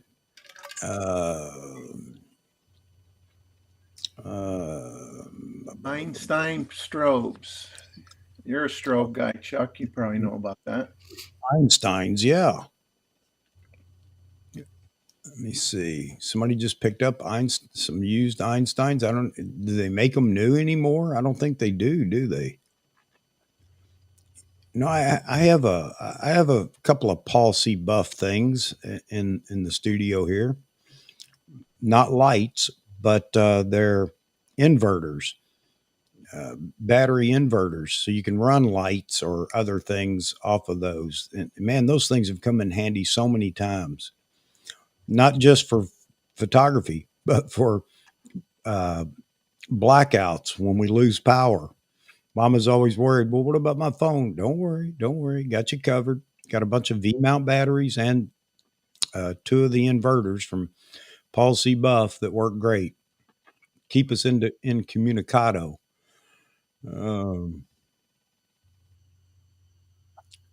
Yeah, what do you think of Vahagen picking up that old Pro body for $50? It's cool. Yeah. Isn't that funny, man? I was going to write to him. I was going to say, I'll give you 100 for it. Anybody else watching Facebook Marketplace for anything you're looking for, or just watching it to see what comes along? That's where he found it. Darren Francis said you can still buy Einsteins. Okay, cool. It wasn't but just a few years ago that Paul C. Buff passed away. They're down in Nashville. I got to go by and see the Paul C. Buff whatever store or whatever when I get down there. I don't know that they have a storefront, but see if I can't get down there to see them and meet them. Yep, the D2H. He's just collecting all the old D models. He's had most of them before. When you listen to him, he talks about them. He's used most of them before. Oh, there you go. At old cameras that I used to own when I was a kid, and I'm trying to decide whether I want to try to relive my youth and pick up, old cameras that I had when I was young, and have all the models that I used to have growing up. You got room back there on them shelves. Yeah, I got a little room. Yeah, I could. Hey, just get on Facebook Marketplace, man. You're gonna find things just like that $50 D2H. T-Mid says he stays on Facebook Marketplace. I had been up until a few months ago. I sold a couple of cameras on Facebook Marketplace, which is so much better because you can deal with people face to face, nearby, and you can use other. You can do other through Facebook Marketplace, but I like the ability to do it locally. But you can find you've run across some great deals. People cleaning out houses, and they've got all this junk or whatever. They see it as junk, and all of a sudden you find a gem in that pile. So obviously, Vahagen's been successful at it lately. I'm sending out my old Minolta SRT 100 to a camera shop that I found doing some searches out in Illinois that's going to totally refurbish it and make it working again for $60. So I'm sending that out in a couple days. He said he didn't want it until September because he was booked up for August. So that'll be shipping in a couple days, and hopefully get it back, and I'll have a fully functional old Minolta SRT 100. I had a 101 when I was young, but the I couldn't pick it out of the lineup of cracker boxes, buddy.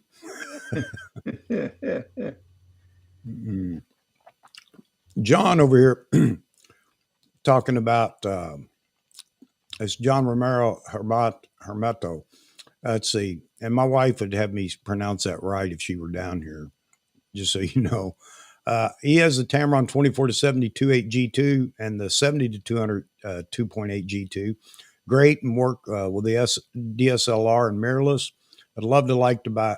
He said he would love to buy Nikon's versions, but the price difference is just too big to be justified. Well, there you go. That's deal with Tamron right now. John, you may be able to get that in the Z mount here before too long. And that's exactly, I guess, why they opened this up with Tamron, is to open up more lenses to more people. And, you said it a minute ago or a few minutes ago, Jeffrey, it's just going to open up the opportunity to sell more cameras also. I know people say, well, no, it's the other way around. Well, works both times ways. have changed a little bit. Yeah, it works both ways, really. Yep. Well, T-Mid says that I'm still young. It must be because we're on 720p. Thank you, Restream. Keep doing 720. Makes me look young. Restream. Well, somebody said they were watching it in 144p just to feel nostalgic 90s.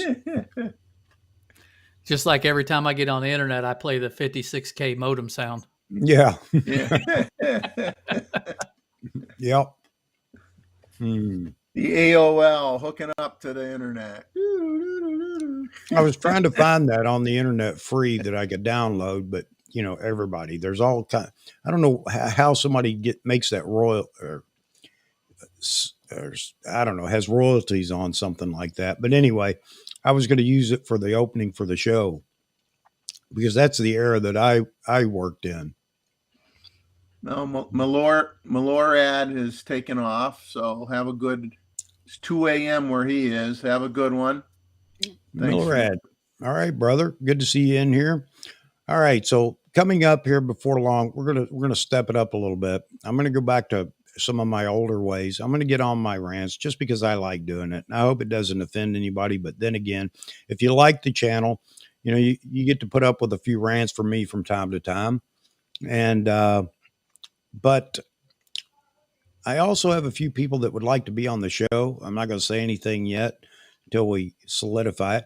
But just understand what I have somebody in here, just like with Dave and with Jeffrey, that you know, the guests that come on the panel are not here for themselves or me. They're here for the audience, and I want you guys to engage with them, be able to engage with you and everything else. So I try to make that clear when I get people now that would like to be on, that this isn't just a, you know, we may love your work and whatever you do and everything else, but it's really for the audience because this is for you guys.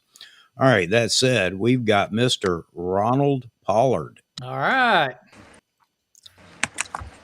Ronald. Hey.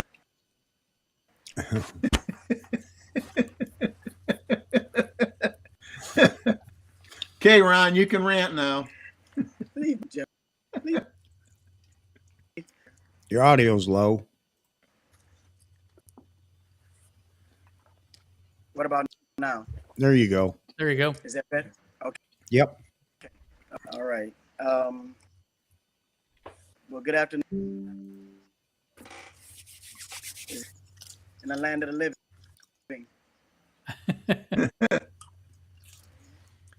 I don't see any dimples on your forehead. I guess you didn't get clocked by a ball. No, man. About 20, 30 yards ahead of me. Wild off the tee. That happens. That happens. Make sure that the rangers and the ball spotters, they put you in the right spot. And then when you hang out with a lot of, they know where to stand too. Yeah, they know where to stand. And Ronald, are you intentionally breaking up your audio, be it a phone or computer? Yeah, it's cutting out. It's perfect to me. Sounds good. It must be the one. Must be. Something's going on with your signal. Yeah. Okay. Let me try from another device. All right. Which has updated processor. Okay. Okay. Yeah, years ago, I walked around with the quiet sign as a volunteer for the in Connecticut, Greater Hartford Open, which travelers ended up sponsoring. Yep. And, I used to walk around as a volunteer with the quiet sign and walk around with a group of golfers and find their ball when they hit it in the woods or whatever. And that was a long day. That started at 6 a.m. and you were there till the whole day. Yep. It'd be interesting to hear what he has to say. I know it's not just all about the golf, but the camera and everything else too. He's chomping at the bit to get in here and talk to us, so hopefully we can get it going. I don't know why his audio. What is it? It's that follows him from his phone to his computer. Yeah, that's crazy. One of the big things about live streaming, and I'm going to talk about that too. I'm getting to the point where you have certain people that you know are going to exhibit issues with their audio. We're just going to have to get in before the stream starts. Mr. Ronald, let's see what you got, buddy. How is this?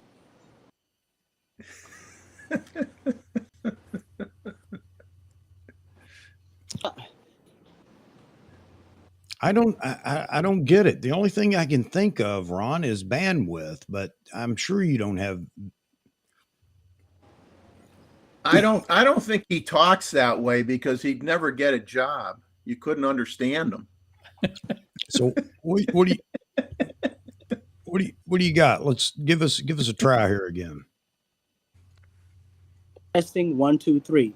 Testing 1, 2, 3. It wants to clip the beginning. It's almost like there's a threshold it's trying to break before. It's almost like oh shoot, what was Vox?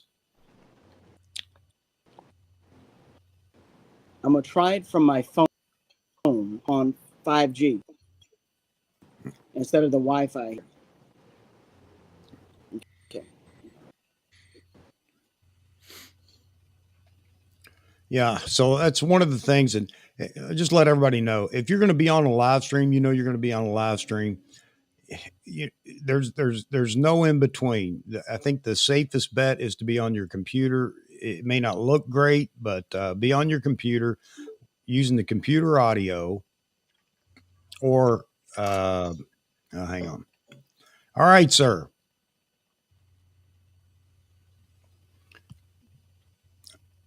Can you hear us? Is this better? I don't know. You got to give me a long sentence. The problem is it breaks up intermittently. Sometimes if you just say, is this okay? It captures that. That's all we get. Oh. He's like, Hey, Ron, if you're listening, I guess he isn't because he's on his phone now. I was going to say, just call in. That may be the easiest way to do this. Yeah. So when it comes to being on a stream, guys, one thing you can do to make it even better is, especially for the host, is get your audio sorted out. And you know what? For you guys, anybody that comes on the show, I'm always in here 30 minutes before we begin the live stream. For anybody that isn't sure about their audio, you give them a chance to come in and we can work it out before the show. I can already see there are people that are, commenting or whatever. And everybody loves Ron. Nobody's mad at Ron, but it just makes it so inconvenient in the live stream to go through all that. I'm willing to do it. Jeff and Leslie's comment, he needs to sacrifice a 600 F4 to the audio gods. Yeah. Mm-hmm. Yep. And understand this, bad video is much better with good audio. yeah, that is true. Bad audio with great video is no good. Yep.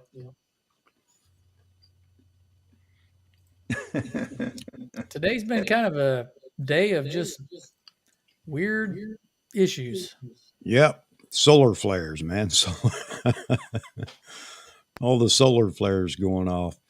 Yeah. Investing in audio. If you're going to start a live stream or something like that, before you think about having the greatest video gear in the world, invest in the best audio gear in the world. It makes all the difference in the world.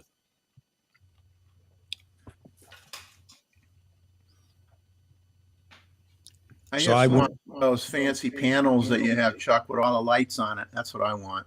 There you go. Even if it doesn't work, I just want one so people could see it. All right. Well, that's if you get multiple cams going, you can switch between cameras and do all kinds of stuff like that. Yep. Well, I don't have what they call a good side, so I'm not looking for the... Did you guys see the latest video from Max Granger? I just caught it before I came on today to listen to it while I was doing something else real quick. Didn't watch it, but listened to it. He just bought two Blackmagic cameras. I don't know which models. One's 6K, one's 12K. And he's going to start using those as additional cameras for live streams when he's shooting and stuff like that. So there are multiple angles for everything that's going on. And I don't know that I would have gone that far to Seems like a bit of an overkill. That's Yeah. crazy. I mean, Dave could have 2 more Z30s in his office there, and that would work just fine. Yeah. You know, it's bad enough when you're using the same type camera, when you're mixing cameras. Now you got to color balance everything, expose everything to get the same look. It'll be interesting to see how he gets all this worked out. But then again, I'm sure he's got some expert that's going to help him. Me, no. I'm in here with cables run everywhere. It looks like a spider web, and I'm trying to figure it out myself. And then I see smoke coming from things that maybe I shouldn't have plugged in. All right, back in the chat. Of course, Michael McDermott, all about Fuji. We'll have to call him Mr. Fuji. Yeah, Mr. Fuji's looking good right now, especially for those that are Fuji shooters, but even outside the Fuji camp, maybe. Simon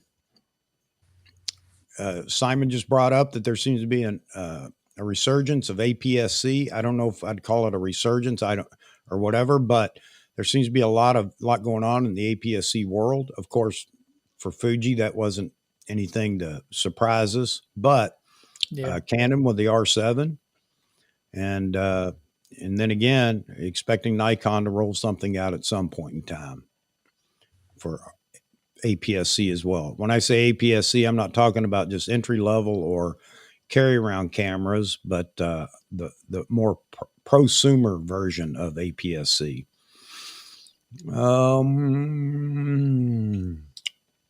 Monochrome Memoirs just dropped another video, how we shot it, talking about a video behind the scenes that he put together.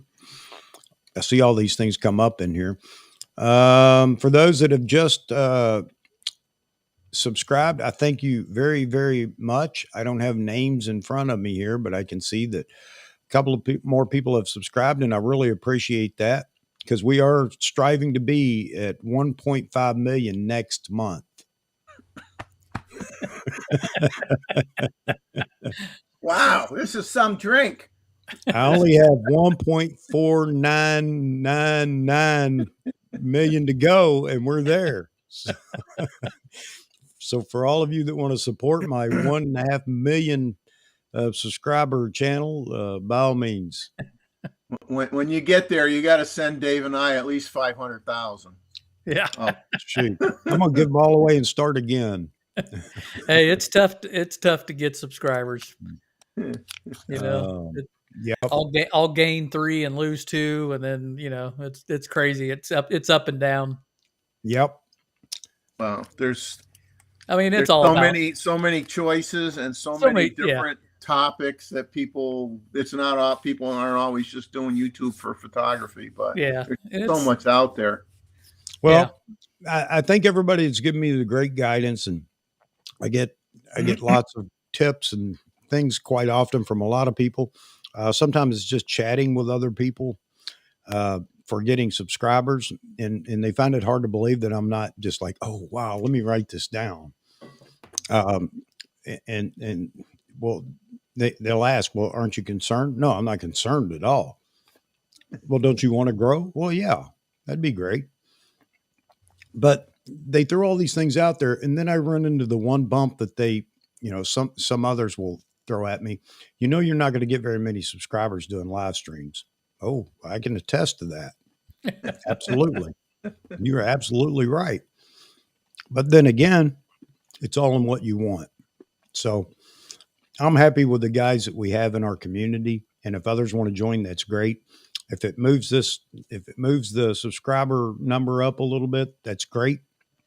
When I say I don't care about subscribers, I'm not talking about you, the individual. I'm just talking about the fact that I'm not groaning over not being one of those channels that just has the miracle bust and jumps to 15,000 overnight. I don't see that happening, but for those that want to subscribe, it's nice. They get a reminder, and at least, without a reminder, when I'm going to be on. It's no surprise. Here it is, Wednesdays and Saturdays. So I do appreciate people that help me out and or try to help me out and give me tips and tricks and whatever. But guys, that's not what it's about. I know I am probably the worst YouTuber in the world. It's not about quantity, it's about quality. And you've got a quality community. So that's what makes people come back. No, absolutely. It is the community. No doubt about it. Because I have people tell me how I need to change too. I said, well, it's not about me. I'm going to be me. And if I can't be me, then everybody's going to know it. By now, most people know who I am. If I tried to be something different, everybody'd realize something's wrong here. Something's going on. All right. Enough about me. Boy, Ronald must be rebooting everything at home. I think he's crying right now. I think he's crying. He's That's breaking. a He's bummer. probably stepping on all his audio equipment and running it over with his car. I was really wanting to hear what he was wanting to tell us. He'll be back in here. I'll get him on the phone in a minute if I have to call him.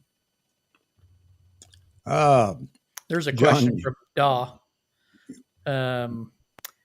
Question about wanting a pro APS-C camera from Nikon. Is it the crop that you're looking for, or cheaper cost, or something?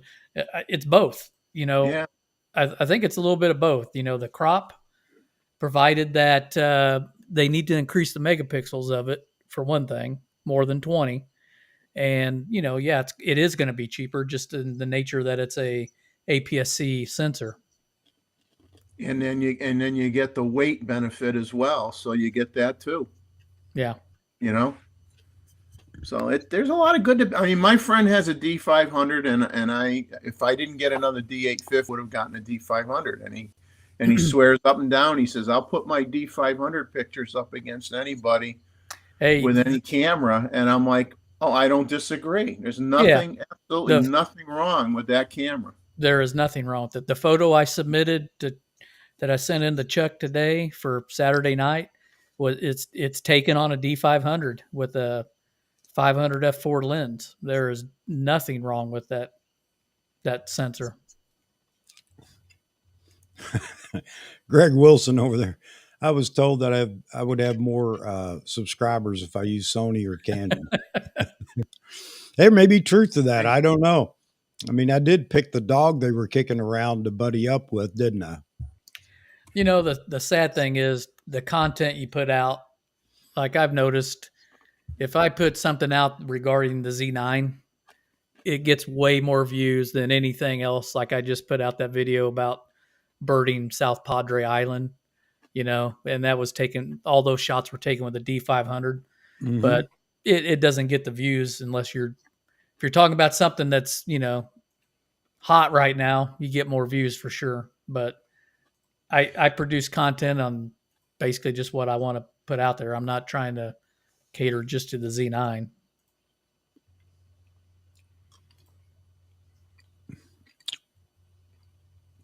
Talking about crop mode again versus just a crop sensor.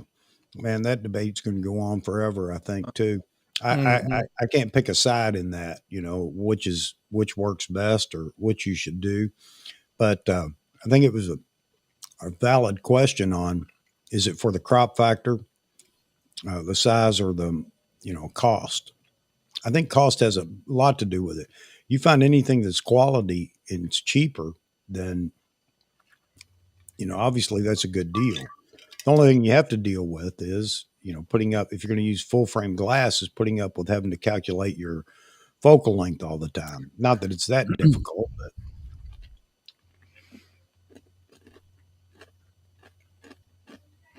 The DAW, the Z9 and DX crop mode is fine, other than if they would come out with a dedicated APS-C, say in the 30 megapixel range, you're going to be better off with that than shooting your Z9 in crop mode. It's actually going to produce better images. But here, one better than that. Why would you buy a Z9 if you wanted to shoot crop mode? So we're talking about people that want to shoot in crop mode. Yeah. And so, that isn't even an argument, really. Honestly, you can shoot in crop mode with your Z9. Okay. It may or may not be better. Okay. But there are people that want to buy the cheaper APS-C body and shoot in crop mode. I don't understand his comment about natively. crop mode on mirrorless is different than DSLR. It's really not.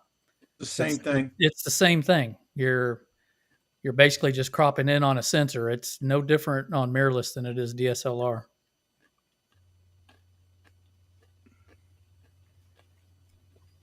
No, to me, the crop mode on a full frame camera is just like, to me, it's like, okay, You can maybe do I it got in- maybe I got a 1.4 tele on my telephoto lens, and I don't want to lose another stop of light by changing the tele converter, and I want that little extra reach for that 1 or 2 shots that I want to get, and I'll put it in crop mode, and then I'll deal with it. Crop mode is basically it only gives you visual difference. If you shoot full frame and crop into the same crop, it's no different. You're still going to have the same amount of pixels. Shooting in crop mode versus cropping after the fact is not any different.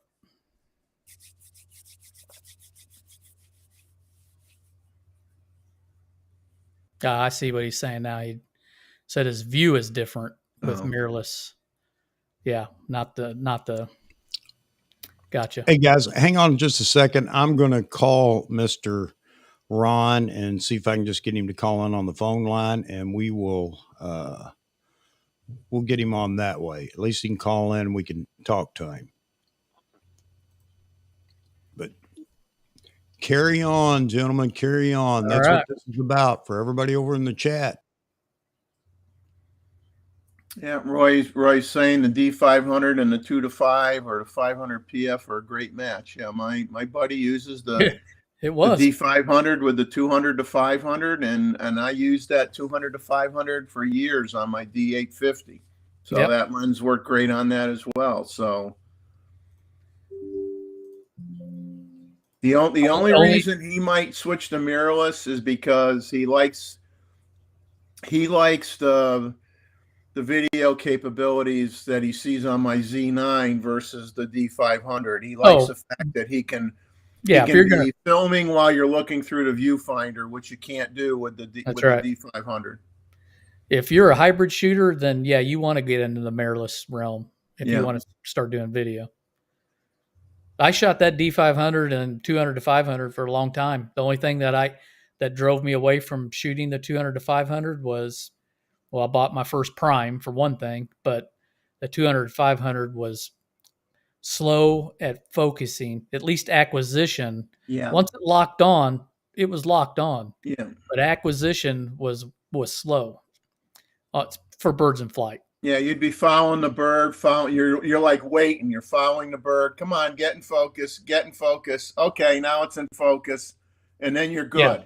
Yeah. Once it locked, it was fine. Yeah. The 500 PF was much better. The way quicker at focusing. Greg Wilson, no, I don't have my D500 anymore. I got rid of it when I got the D850. And really, once I started shooting the D850, I wasn't because you could crop the D850 to basically the same as a D500. There really was no need, because cropping the D850 was basically the same as shooting a D500. Other than the only thing that was different was obviously the 500 was faster frames per second than the D850.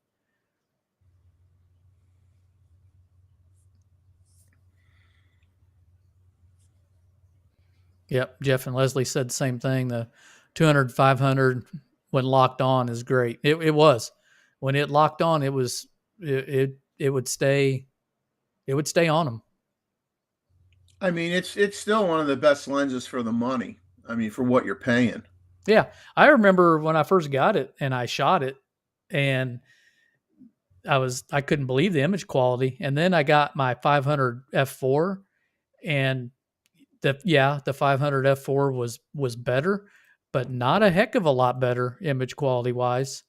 The 200-500 had a really good prime like quality to it.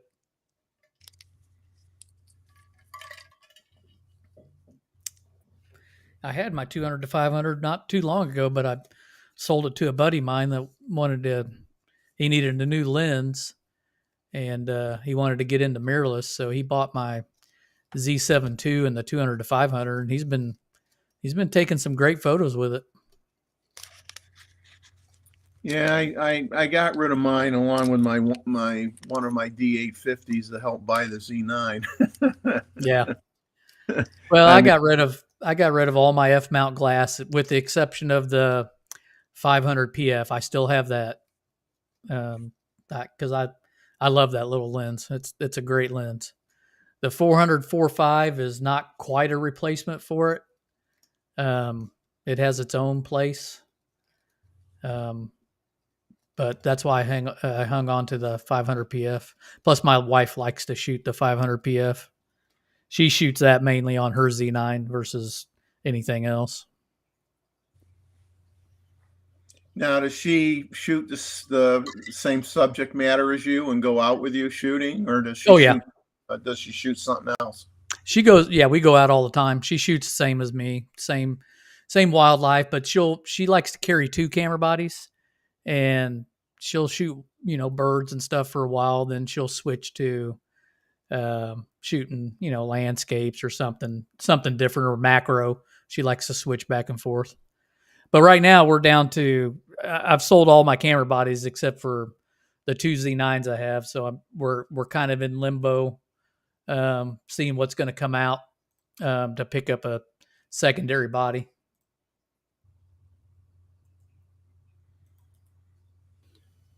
All right, folks, we're going to wait. Ronald's going to call in just a second. We're going to go. Today is definitely technical issue day. I can see my is that a promise or a threat? Threat. What you got there, David? Oh, I said today must be technical difficulty issues. I can see my camera is slowly creeping down in the frame. My mount must not be really tight. Crazy. All right. Talking about 2 bodies. We'll let you know when we see your feet. We'll let you know when we see your feet. When the top of my head's at the top of the frame, we'll know I'll readjust. One more week. My son moves out this weekend, and I'll get my studio built back up downstairs. I had to tear everything down and kind of move him down there for a while until he got his own place. I'll say this on the video side of the house. I mean, for just standard run-of-the-mill video, you can't beat the Z6 and Z6 II and the Z7. Oh yeah, I think the video. If I would have saved, or I used to have a Z6 II. If I would have kept it, I got rid of it a while back. I would have used it for streaming, and I wouldn't even have messed with buying the Z30. Yep. Well, that's what I'm doing with my Z6. It's become my streaming camera. And I mean, I might, because there's better lenses for the full frame as far as, faster lenses right now. If I find the right Z6, I might pick one up just for this. And, I'll give my little Z30 away to somebody or something. Chuck's looking for one. Yeah. Z30. Maybe I'll do a Z30 giveaway on my channel. There you go. Hey, you could do a deal with Chuck. Say, I'll give you the Z30 plus a little bit for one of your Z6s. Yeah. That's just the thing. James said the same thing as Z6 is his stream camera when needed. Yeah. Well, that's the great thing. That's why I'm not going to get rid of the Z6. I don't lose anything. It's set. Everything's ready to go. It's just turn on and go. So I don't have to move anything around or do anything like that. What lens do you have on it right now? The 14-30 f4. Oh yeah, looks great. It's because the lens is just this far away. I mean, yeah, yep. Yeah, it's distorted. I get it, but you know what? It works fine, especially for a cramped desk or whatever you're doing for streaming video or whatever. AC adapter is a must. I agree with that 100%. That's definitely an investment you make, and you won't regret it if you're going to actually use your Nikons for streaming. I also have, oh yeah, Amar showed up. Photography, what's up, my brothers from Nikon Mothers? Yes, sir, we are. Yes, sir, we are. Um, I also have the what is it? The Cam Link 4. So I can do the run and gun. I'm going to carry it with me when I travel here in a couple of weeks. I'm going to take obviously I'm taking my laptop with me, but I'll take probably the Z6 II for that. I don't have to dismount anything here. I've got a small tabletop tripod I can use, and audio might not be as great. I'm not going to be able to replicate the NT1A, but still it works great when I'm on the road. So I'll have that with me. Mr. Amar. How you doing, Amar? And we didn't even have to say the magic words this time, and he showed up. That's great. No, glad to see you in here, buddy. Good to see you, man. I'm glad you're here. What was I going to say? So I know. Oh, hang on, everybody, hold on, Mr. Ron Pollard. All right, Ron, hang on just a second. Make sure. No, wait a minute, wrong one. Hit it again. Hey, guys. All right, there you go. Everybody hear Mr. Ronald Pollard? Hey, fellas. How y'all doing? Doing good, Ron. Great. Doing Hey. good. Everybody can hear you. Audio this is works. A whole lot better. Yes, a whole sir. lot better. Yes, Okay. sir. Number one, Chuck, again, it's good to be in the land of the living. Yes, It's good sir. to be in the land of, it's good to be in the land of the conscious, man, because your boy was so weary, man. It was unbelievable. That amount of walking, that amount of stooping and bending, that amount of kneeling for 3.5 days. Yep. Unbelievable. Yep. Just unbelievable. And so, but it was fun. I'm so grateful to God, and I'm so grateful for the opportunity. It's sensational. Now, carrying the Z9 around, I just wanted to, because I know I missed a lot of conversation, Chuck. So, with your permission, may I share something? Sure. Go ahead, buddy. Okay. Number one, the Z9 is absolutely a cheat code. It's absolutely a cheat code. It makes no sense that this camera is that good, that amazing. It's phenomenal.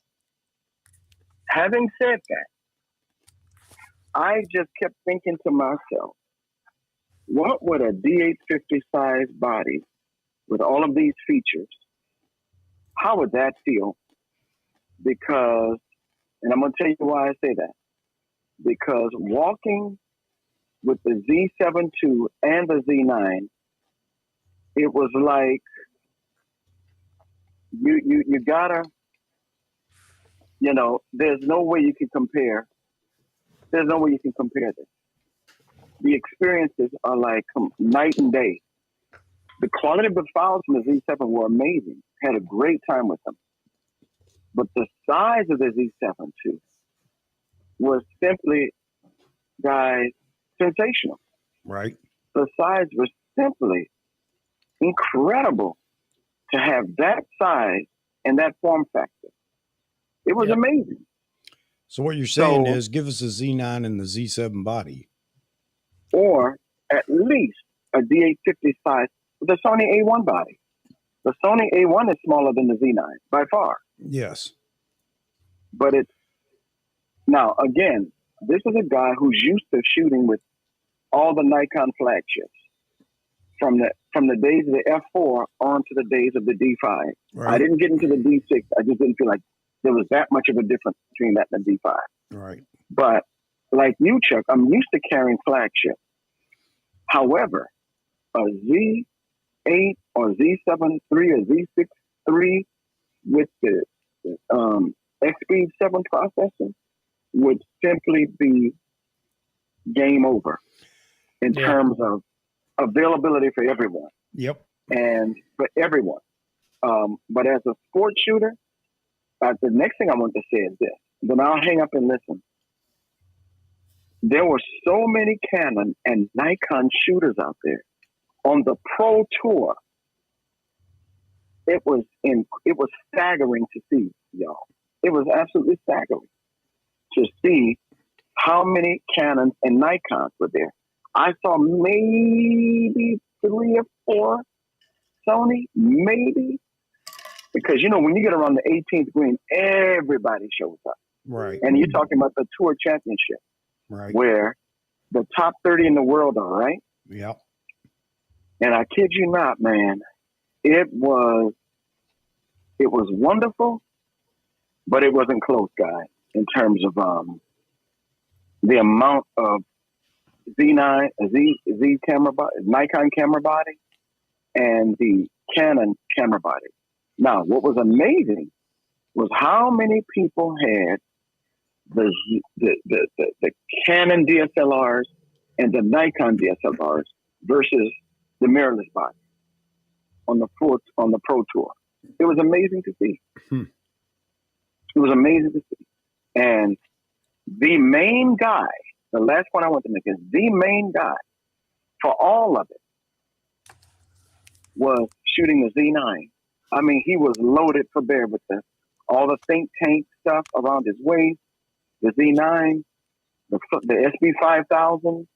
I mean, and this dude was absolutely knocking it out the park, y'all. Yeah. Absolutely.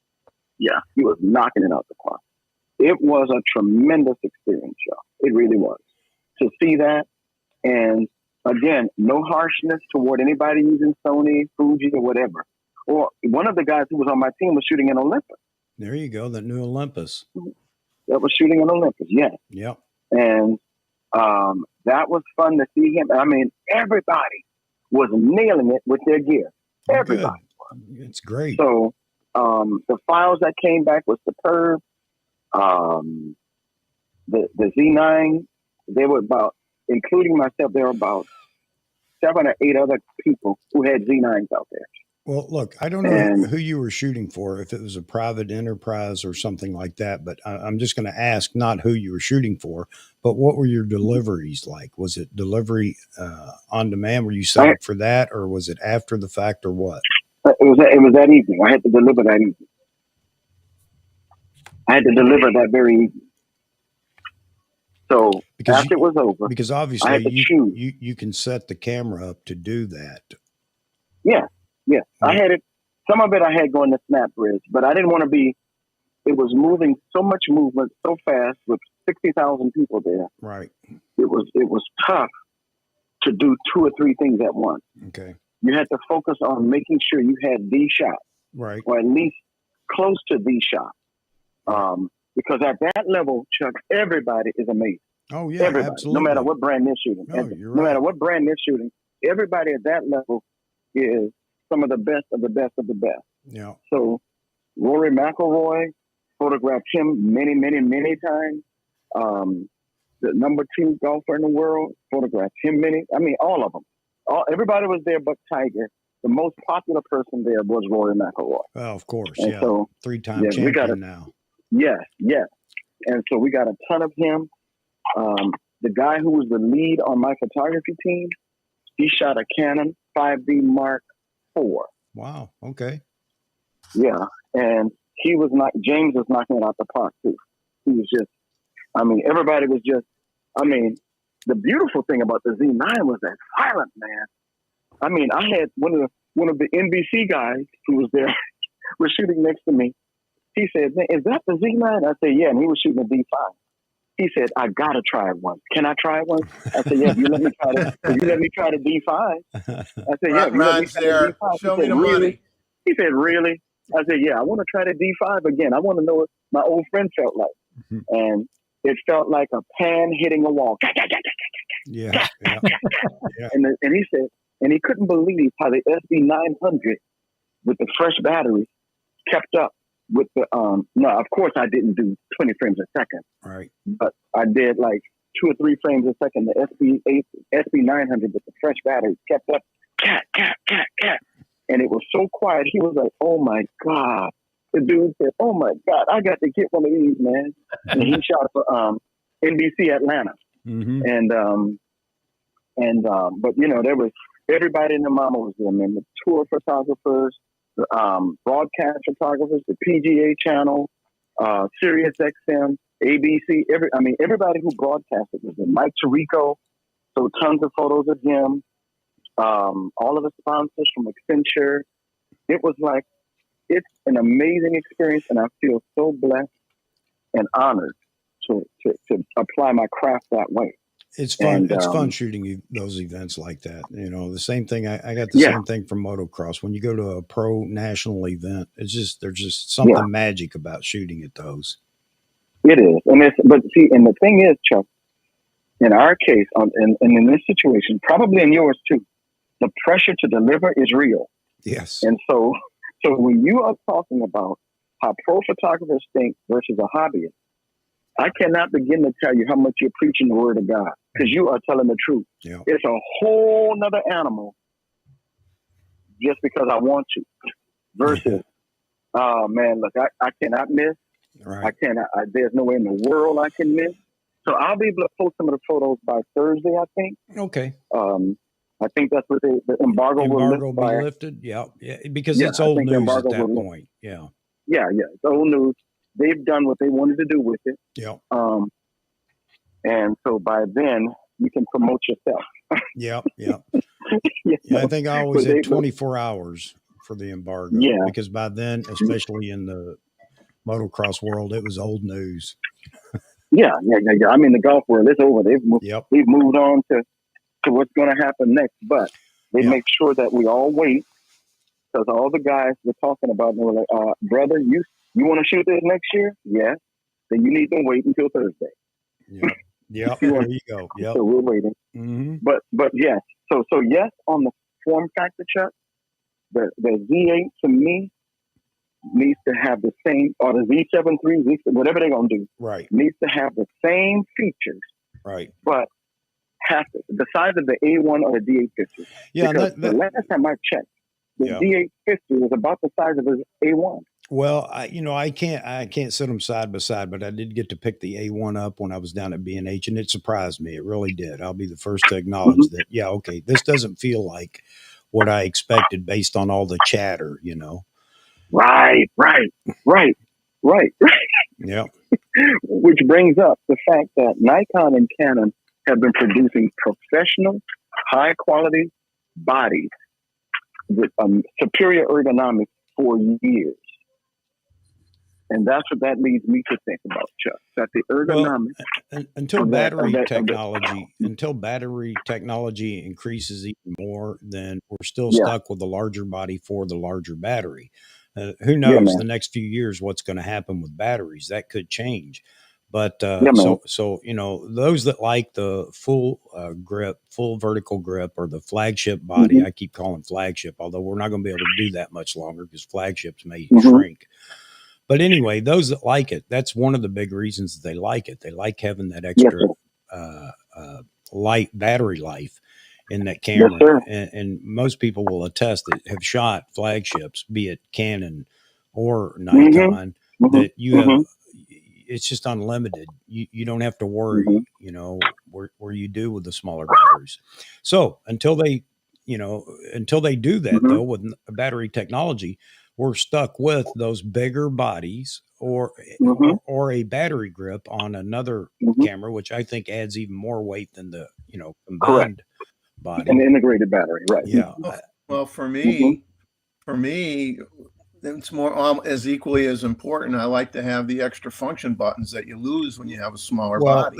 Yeah. So Jeffrey's saying he likes having the extra function buttons, so he's not going through menus. And especially now that we can architect, our own setup of what those buttons do, makes it even easier for most people to personalize it. Yeah, I agree with that. But I've said that for a while. When you get down into the mid tier, the only difference really between bodies, or one of the big differences, is you're paying for extra real estate and buttons and dials. Yeah. The quality of the cameras are the same. Right. But I think you're right. But may I suggest this, Chuck, to anybody, Chuck? Yeah. Please don't torture yourself by using a Z7 II, Z6 II with a Z9. Don't do that to yourself. That is cruel and unusual punishment. Yeah. Because It's easy to get. Experience. It's easy. It's so different. It is. And, Mhm. you know, and not everybody can have, you know, something like a Z9 or Right. something, well, whatever. I mean, there's a cost to have that. And that's just what we were talking about a minute ago. You're paying for extra Yes, sir. real estate and extra, real estate and buttons to make it a more convenient experience. So, Yes, sir. Yes, sir. yeah. So, Chuck, I'll listen, but I just want to share those experiences with you and the team, and just Nikon truly delivered us a masterpiece. no, It's up to us. If you can't get the shot with the Z9, right. as a sports shooter, see, like I said, I don't shoot birds, I don't shoot like that. Right. But as a human shooter, if you can't get the shot, something is wrong with yours or my craftsmanship. No, I agree with you. This makes That's when you become a golfer. how easy this thing makes it.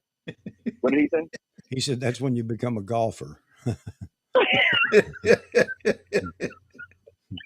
Chuck, you need to have a comedy hour. Yeah, I know. But no, thank you, Chuck. I'll listen, but thank you for letting me share. It was phenomenal, and like I said, I could send you a photo now, but Chuck, I do like having work. Yeah, absolutely. No pressure there at all. Absolutely, I could send you a photo now, and just to show you how fast that frames per second and the color accuracy is. Done one for Saturday night, so, man. So let me ask something more obscure real quick before you go. Because Yes, somebody just asked me this, and I wanted to, I wanted to answer them, and I did somewhat. But how about? Oh shoot. Oh shoot! Where am I going with this? The Jello, you know. No rolling shutter. Rolling shutter. I mean, what is that? Okay, so you didn't. So some of the shots, I guess you have in full swing or whatever, and you noticed. Chuck, wait till I send you. See, I could send you these files. Chuck, no, don't send me the files yet. You do what you need to do. I'm Just not send one for Saturday night, man. I'm just asking a question which you can answer, and that doesn't break the embargo. You know, rolling shutter as far as, because with a golf club, it's going to show there if it's going to show anywhere. It's going to show there if it's going to show anywhere. Yeah. I didn't see any rolling shutter. My son looked at the files with me, and he just shook his head. He said, "Do you even need to have skill?" I said, "Really, huh?" He said, "Do you even need to have any ability for that?" Yeah. He said, "Because this is unbelievable." He said the only negative for him was the weight, but but here's the other thing: when the adrenaline's pumping, do you notice the weight? No. See, that's the question, Chuck. See, that's what I'm saying. That's exactly it, Chuck. When you're in the heat of the battle, man, that stuff don't matter to you. Yeah. You can hold that 600 F4 for a couple of minutes in the heat of the battle. So I just wondered though.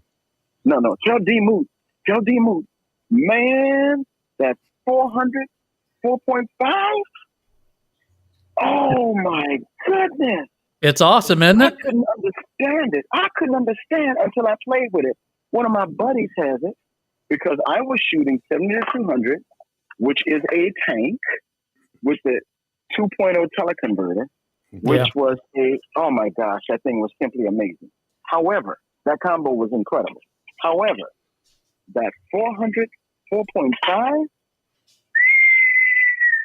yeah, whatever Juju does, whatever they did to that, it's a winner. That is, they got to make more. They got to come out with something that's an F4 version like that. I don't know what to say. It's incredible. Yeah, I that is on my list because I got to get one in 2022, 2023 sometime. It won't be soon, but I got to get one. Yeah, it's awesome. It's an amazing combination.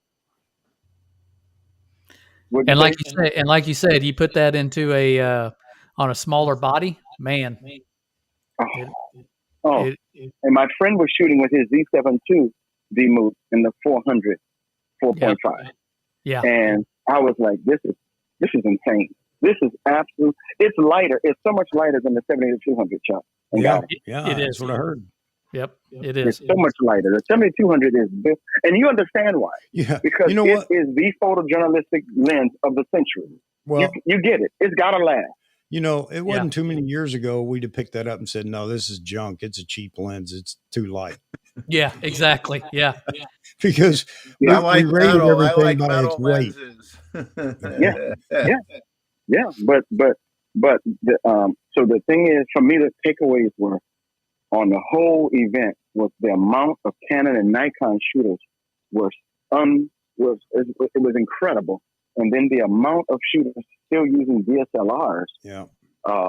was amazing. Roy mentioned that a minute ago. I want to interrupt you for a second and see Yeah, get no, your that's feel, fine. because as you looked around the photography pool that gathered there, how many Mhm. DSLRs? Just an estimate. How many DSLRs versus mirrorless did you see? Not even by Let brand. me use 100. Okay, let me use 100. Okay. Let's say there's 100 photographers there, right? Yep. 70 of them were using DSLR. 70, Okay. 75 were using DSLR. Okay. Uh-huh. So it is still migrating over. So Yeah. Oh, yeah, by far. Especially if it's not broken. mhm. See, for the professional, Right. if it's not broken, Right. everything else is a toy. Hey, Chuck, like your first, it's a I wanna versus I gotta. Yeah. Yeah. Because for the professional, they're getting paid to produce. So they're not going to risk, a professional's not going to risk anything Yeah. that can't meet broadcast or print media, advertising media standards. Right. And the speed is the name of the game. So if I can get it in 1 hour, download that card, give it to my runner, and my runner goes to AP, UPI, or Reuters, Yeah. and uploads those files. See, I ain't got to worry about the Nikon red, blues, or greens. The colors are amazing. Yeah. I ain't got to worry about that. Mm-hmm. And especially in Canon too, because the skin tones coming out of both Canon and Nikon were just fabulous. Yeah. It was just fabulous coming Nikon's out of that colors. thing, man. Nikon's colors and Canon, because I've shot them both, even like the R5. The colors are amazing out of the R5, and so are the Nikon colors. Well, I just wanted to ask that question about DSLR versus mirrorless, only because Roy had brought it up, saying that World Press had still gives the edge to, or not the edge, but I mean predominantly DSLRs over mirrorless. And you're right. I think it's a lifespan thing. You know, I don't know how long it's going to be, but within the next 4 or 5 years, you're going to see that flip flop. DSLRs won't be gone, but it's going to flip flop on the majority being mirrorless versus DSLR. But you're right; those guys have to get their money out of it. It has to pay. Oh for man, itself. they're not. Oh man, But when you said that, Chuck, that is the truth. Mm-hmm. If you just got extra money laying around, fine. Yeah. But when you're a pro working at this and making money at this, you don't have time on maybes and what ifs. You don't have time for that. Yeah. You don't have an interest in that. I want to say this one last thing about the autofocus modes, Chuck. Mm-hmm. Oh my gosh. Courses is real. Mm. Courses is real. You got to use the right autofocus mode without blaming the camera for not being superior or meeting. That's why I don't understand. Hey, Jeffrey, that's why I don't understand some of your friends with big hair talking about the Nikon autofocus modes not being sufficient. That is some of the most foolishness I've ever heard in my life. That is some craziness. That's why you have 10,000 different autofocus modes, because they are to be used under certain conditions. Right. Not every autofocus mode is to work when you got 5,000 people behind Chuck. You want to focus on the golfer. Why would you put it in just general autofocus mode? Why? You got 50,000 eyes. You got 50,000 eyes behind that golfer. Put it on custom one or resize it, and don't blame the camera for that. Right. That's me as a craftsman. Right. who don't know what the heck I'm doing. Well, Excuse that's what my I French. talked about. Who Right don't know what after, I'm doing. that's what I talked about when I got the Z9. Everybody's asking me right away, "What's the, you know, how? What do you think? What do you think?" And I told everybody, well, I'm not ready to render any judgment just yet because this Mhm. camera is not. If it had been a D6 that I had bought, I feel very comfortable. I could have picked that up, and I'd have Mhm. no problem with Mhm. no training. But the Z9 Mhm. is a computer in your hand that also takes photos, and it Yes, sir. definitely, you have to play with that camera before you just don't run out the door and you have it mastered. That's not going to be the case. Mhm. Now I don't know if that Mhm. speaks well or not about the camera, but it's the Mhm. truth. You know, Yeah, if you give it the right, if you Chuck, hey, here you go, Jeff. When Tiger Woods got into that car accident a couple of years ago, he was doing 85 in a 45 mile an hour speed zone, coming down a windy, twisty road out in Ventura, California. Those of us from California, Southern Cal, know that mountain path. It's designed to go 45, not 85, right. or you will have an accident like he did. The same thing is true with these autofocus modes. If you put the right mode for the right situation, I believe your hit rate will be, I won't say perfect, but it'll be amazing. The Sony shooter I was shooting with did the same thing I did. The guy sitting next to me with the A1 did the same thing I did. He said, you just can't put this on general autofocus. There are 10,000 people looking at Rory McIlroy. Yes. and that camera is looking at all those eyes, and it doesn't know you want Rory McIlroy. Yeah. You see what I'm saying? Yeah. It doesn't know you want Rory McIlroy. Yeah. So you've got to tell it, you've got to tell the camera, put this on Rory McIlroy. And when I put that focus mode, that small custom one on him, oh my gosh, Chuck, I couldn't miss. And look, and I was shooting at 30 frames and 20 frames a second. Yep. Like a complete idiot. I was doing that because I don't want to deal with all that culling afterwards. Yeah. Sometimes it's So worth I the just wanted to calling, share though. that with you guys. I Yeah, it was. And I mean, I couldn't miss. I Yeah. couldn't miss, Chuck. So my point is, my friend and I, and thank you for giving me this time, Chuck. Yeah, absolutely. I'm saying that to say that the autofocus wars should be over. That should be completely dead, done. Not even a topic. Yeah, I think it's all settled down now. The dust has settled on it. Yeah. So, Mhm. and now we're into the let's do the leapfrog gang for from now on, which is something Yeah. I always enjoyed. With now we got 3 manufacturers, so it's even better. Who's gonna Yeah. Yeah. who's next? Hey, Ron, I missed. So Maybe yeah, I Chuck. missed Yeah. it. Did you shoot JPEG because you had to get them out quickly, or did you shoot RAW? I did both. I shot both. Did you shoot? Okay. RAW, Uh-huh. the one card. Card one, slot one went RAW. Slot two went JPEG. Yeah. JPEG fine, I think. Yeah. And look, and the camera did not slow. I'm telling you guys, Chuck, Demu, Jeff, this is one phenomenal godsend. What they did with this is straight from Mount Olympus. This is crazy, man. I know I keep sounding like a fanboy, and I don't mean to. I'm just telling you. No, It's almost like I don't have to know my craft. It's Yeah. almost like I don't have to know it anymore. Well, that's kind of true. Yeah. no, I'm not buying that, Ronald. You know your craft. You know your stuff. You're just being No. Yeah. But you know what I'm saying? The machine. I do. I know what he it's means. That it definitely, the Z9 definitely makes it easier to shoot.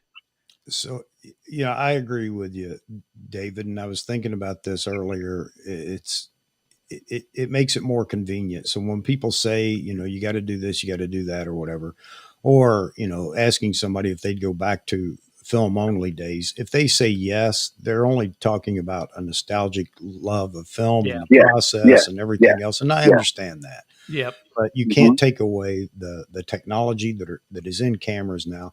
I think a lot of people want to run the technology down only because they miss those days of not having all this technology. But what the cameras have done, they haven't done anything about setting the exposure, although they've made all these things easier, and that's the key. Mm-hmm. And if you are a pro and you make your living, you know, taking photos, why wouldn't you want Mm-hmm. a machine that Mm-hmm. allowed you to do what you know really use your creative aspirations to their fullest without having to worry about spending time in a menu or You're right. hunting for You're something right. or changing so quick on the run. And that's what we get now. You know, Yep. we can The- make all the these file changes quality? quickly. The file quality, Mr. Chuck, the file quality Yeah. of the Z7 II is simply superb. Yeah. The modality of the Z9 is a tremendous Yeah. advantage. Yeah. But the file quality of the Z7 is, oh my gosh, are you serious? But the modality, now that the modality has outpaced not only it's outpaced the quality, it has caught up with and outpaced the quality because the modality is so easy, Yeah. so convenient, and just next level, truly next level, guys. So thank you, Chuck. I don't want to take up more of your channel. I just wanted to just share I that. appreciate hearing that, especially coming from a PGA Tour event. One, congratulations, man! To get creds to shoot you, something sir. like that is a big deal. Yes, sir. That's not Yes, sir. it's not easily done. I don't know all the background as to why you got it. You don't have to explain it here. You don't have to explain it ever. But I'm really happy for you. I'm glad you got that. And Chuck, thank you, man. I'm a working pro, Chuck. I know. So guess what? There are very few. Well, I mean, there's certain things I won't do, but certain types of work, because my mama won't. My wife is like, you know what? All money ain't good money. That's right. Okay. Well, make sure you send but I just your wanted to share favorite image for the show on Saturday. I mean, it's like asking me which one of my kids are my favorite. There's so many that are amazing. There's so many. No. And I'm just saying that I'm not trying to brag. I'm saying to you, for me, there's so many that were amazing. The finishes, the downswing, the upswing, the poses, oh my gosh, the crowd reaction, catching the ball coming off the sand, the ball coming off the driver. Oh my gosh, man, these dudes have 128 mile an hour swing speed. And here's the Z9. Okay, next, what you got next? Because you didn't say nothing to me. The Z9 is like, oh, you didn't say nothing to me, Chuck. If it can capture a bullet coming out of a gun, you know we can capture a golf swing. Yeah, and I also know that of course they're able to capture timing and everything else with DSLRs, even older DSLRs. But it just makes it so much easier when you don't have to go through all that. You're not Henry Bresson Bresson and the decisive moment. All I got to get close to is the decisive moment. Now, I'll let the camera pick the exact moment in one of these multiple frames. All right, buddy. No, I'm happy for you. Thank you so much, Chuck, for the time. You're absolutely thank you welcome. for the time. I want to encourage everybody to keep, like you, Chuck, keep working, keep doing what you do, keep galvanizing us, Chuck, keep bringing us together, and us, and we got love for you. Like I said, brother, we are your community. You are our community. Wait a minute. Thank you, man. Wait a minute, brother. I've got Wolf Tick videos in here, and he wants to know: are there any things that you didn't like about the Z9? In other words, is there something that you would, you think could be changed or tweaked or whatever besides the weight? Here's what I was going to say. I don't want to use. There are children listening, so I don't want to use that word. I'm going to say this. No. There you go. No. The only thing I will say is that the Z9 needs to be a Z8 or a smaller body, because my Z7 II and my Z6 II are going to be traded in, turned in, or sold for the next iteration. Okay. All right. Because because I want something. I can already blow things up as big as a house now with the Z9 or the Z7 II. Right. I don't need to repeat that. Right. What I want is something that might be a little bit better for low light, maybe. Okay. But I can't think of anything else that I would want other than maybe an articulating screen, maybe. Yeah. But I don't Yeah. I don't do that. I don't do all of that. So for me, that could be the only thing I see. Telling that thing. But this is as near a perfect a camera as I've ever used. And I've been shooting with Nikon for almost 30 years. So let him know I can't think of anything. Well, it's not just you, but I think that's becoming the more of a talking point is as we continue down this road of high tech and high megapixel, and everybody's waiting for the technology in. Maybe.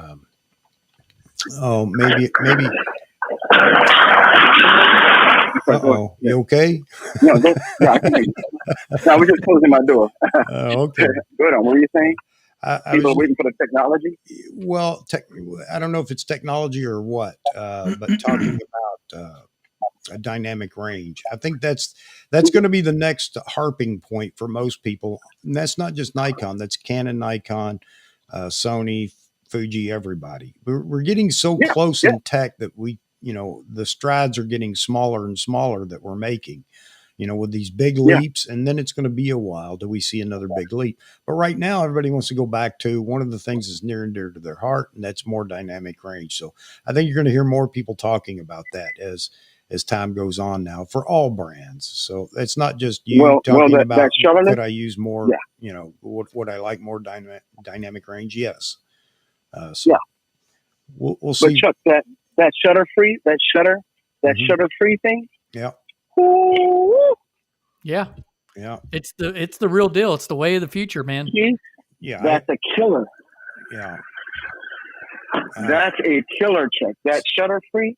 So being shutter free. Yeah. That's an absolute killer. Yeah, I think we're going to see a lot of that. That's it doesn't matter who came out with it first. Everybody's going to follow because they can see that it works.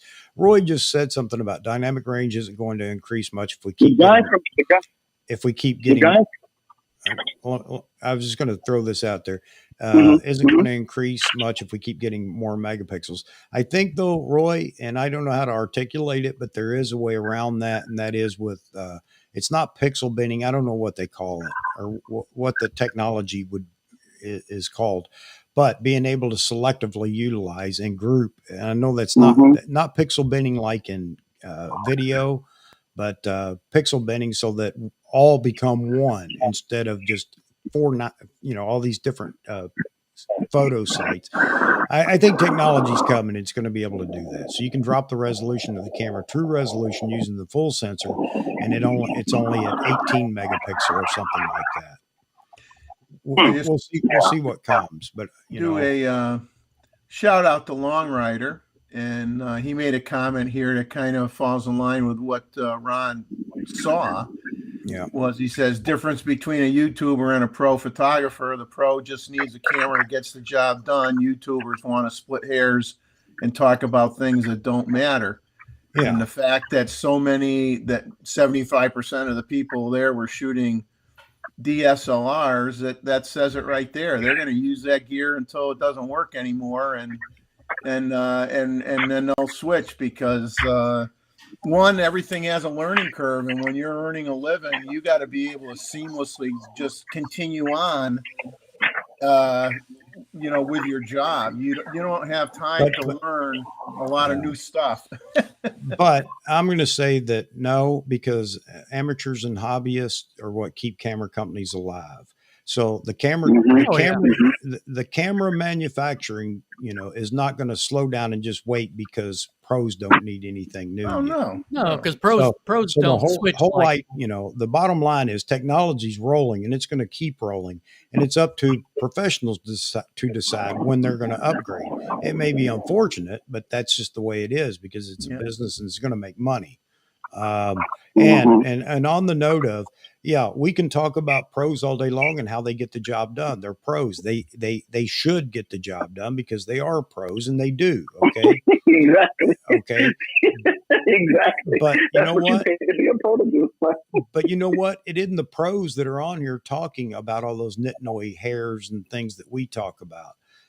These are the things that Nikon listens to and says, okay, what could we make better? How can we do it better? Or Canon or Sony or whoever. And you know, Mhm. don't rule out that these conversations go unheard by the manufacturers. Of course they do.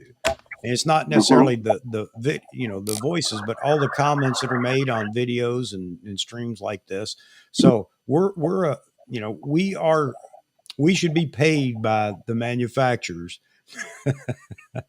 to Yeah. pump the community for information that they can then turn around and put into R&D and make the cameras that Mhm. are coming up next. I jest a Mhm. bit, but Mhm. don't a lot of people don't like and I understand they just don't want to be around all the discussion and the splitting hairs and this and that. I get that, and you don't have to stay Mhm. around that, but don't ever think Mhm. that it doesn't mean anything. It does. Mhm. Mhm. So They Well, might and actually I agree pay with us to that, Chuck. stop talking. yeah, But I agree with that, Chuck. That's why I have often said to you, and you have said it, and I think you're right about it. These camera manufacturers need to take seriously those who are just below pro level, even if they're not ambassadors, or those who are pros but not ambassadors. Because if you keep depending on 40 people to promote a global brand or a national brand between North America, between US and Canada, you're in a world of hurt.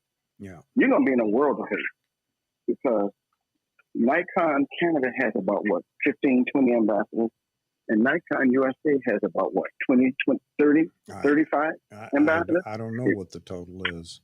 Yeah, but if you can go to their website and look, NikonUSA.com. But if you're depending on those people to push your stuff forward, it ain't gonna happen. Well, No. It ain't gonna happen. It ain't gonna happen well. If it happens, it's going to be behind closed doors because no ambassador is going to start pumping or pushing Nikon for this or that or whatever. It's just Mhm. not their job. Right. So I'm agreeing with your point. I'm just pointing out a different aspect. Yeah. But I'm agreeing with your point that Yeah. the guys who are hobbyists and or amateurs are to be taken seriously. Hey, let me ask you this: what was the Z8 buzz like around the fire out there? I'm just kidding. Chuck, you trying to get me in trouble? I'm just Boy, you kidding. trying to get me in trouble? No. I'm just Boy, kidding. Chuck, you know good well you're not supposed to ask me that. No, I'm talking about everybody. Is everybody waiting for it? Well, okay. Yeah, there are quite a few. That was a heavy topic at the Okay. Tour Championship. Okay. I can say that much. That was a heavy topic because the Z16, Z17, D850 people, Yep. D500 people who are out there Yep. are all waiting on that smaller Z9 body Okay. with the Z9 capability. Everybody. Okay. They're like, come on, man. I think you're right. and look, There's going to be a 4-month waiting list. Look, I'm not pumping you for information. You know better than that. No, I know you're not. But I know that if you had heard buzz, just people talking about it, and that's all I'm at. Is it still a relevant topic? And obviously it is if it's going around in the pro shooter ranks. Absolutely. This is a relevant topic. Man, look, that your prediction about a 4-month waiting list, a 5-month waiting list on that, yeah, everybody in the chat, if you want that, you need to go ahead and put some money down with someone now because it's going to be a while. If you think the Z9 was backed up, wait until you see something priced at less than $3,500. Yep. Hint, hint. Yep. Wait All right. until hint, hint. All right, brother. You see that, Chuck? Yeah. Like I said, I wasn't pumping you for any information that I know you weren't. But just the general buzz about the Z8, Z73, Z63. All right, so it is being discussed even in the pro ranks. Wasn't that interesting? Meaning they're looking forward to it too. Okay. Because they see the Z9, Chuck, and they see me and the few other guys, and like again, the main guy for the PGA Tour was shooting a Z9, and he was absolutely crushing. It was Godzilla versus everybody else. Yeah. He was absolutely crushing it, man. Okay. And he had a 24 to 120 lens on there. Oh no! Awesome lens. He didn't use he used an f4 lens. He's not a pro. Oh man! Oh, that dude is more pro. That dude is more. I know know. you're joking, Yeah. but I'm gonna send you his name because I met him and I forgot his name. But I'll send you his name so y'all can go see his work. The question becomes, who hasn't he shot in the world of sports? Yeah. Okay. All right. Yeah, he's phenomenal, and he's trying to get a number of other people on the Z9/Z8 train. He is trying to push for that to get more of his staff on the Z8, Z9, not the 6.2, not the 7.2, the Z9. That's what he's trying to get everybody. Yeah. Hey, Ron, you know, the problem is every time Chuck says he's not pumping you for information, I think he has something in his eye. He keeps blinking. No, he knows better. I'll say this in all seriousness, Ron knows better. Yeah, I do. Come on, man. Chuck is straight up, man. I'm not Chuck violating anybody's integrity. That's for certain. Not going there. No, he's not. And neither am I by mentioning some of the things I just mentioned. Yeah, So yeah. I do know that. I do know that. All right, brother. Blessings, guys. And Jeff, you're a mess too, Jeff. You should be on Comedy Hour as well.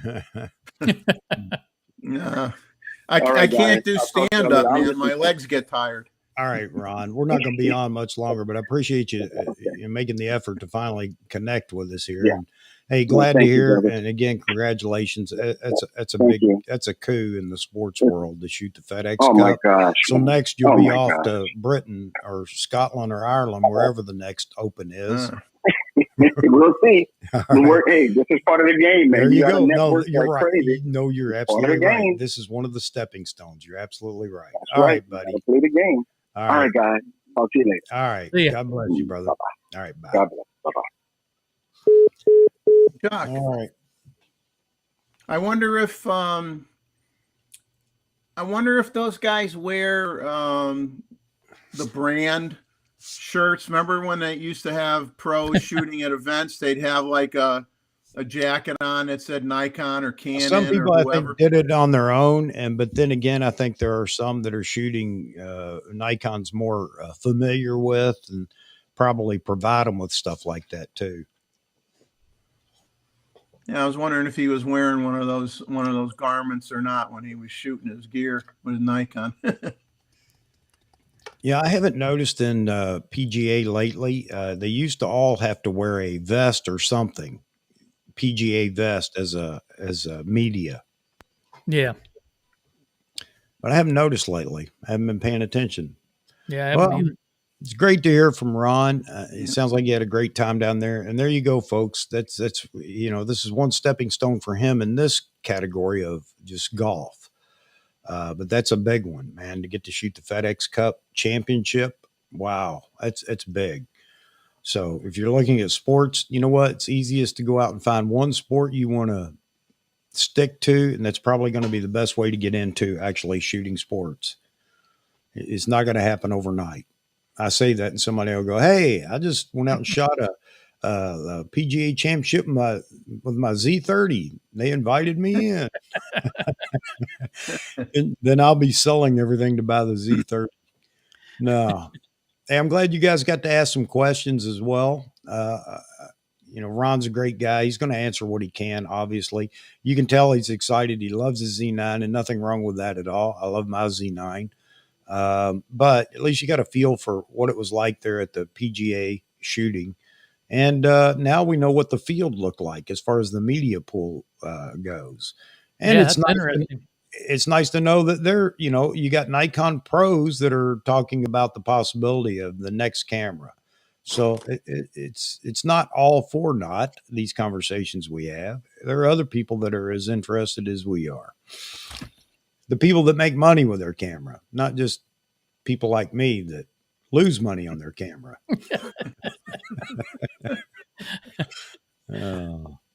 So what else we got going on in the chat? I'm getting ready to wrap it up, guys.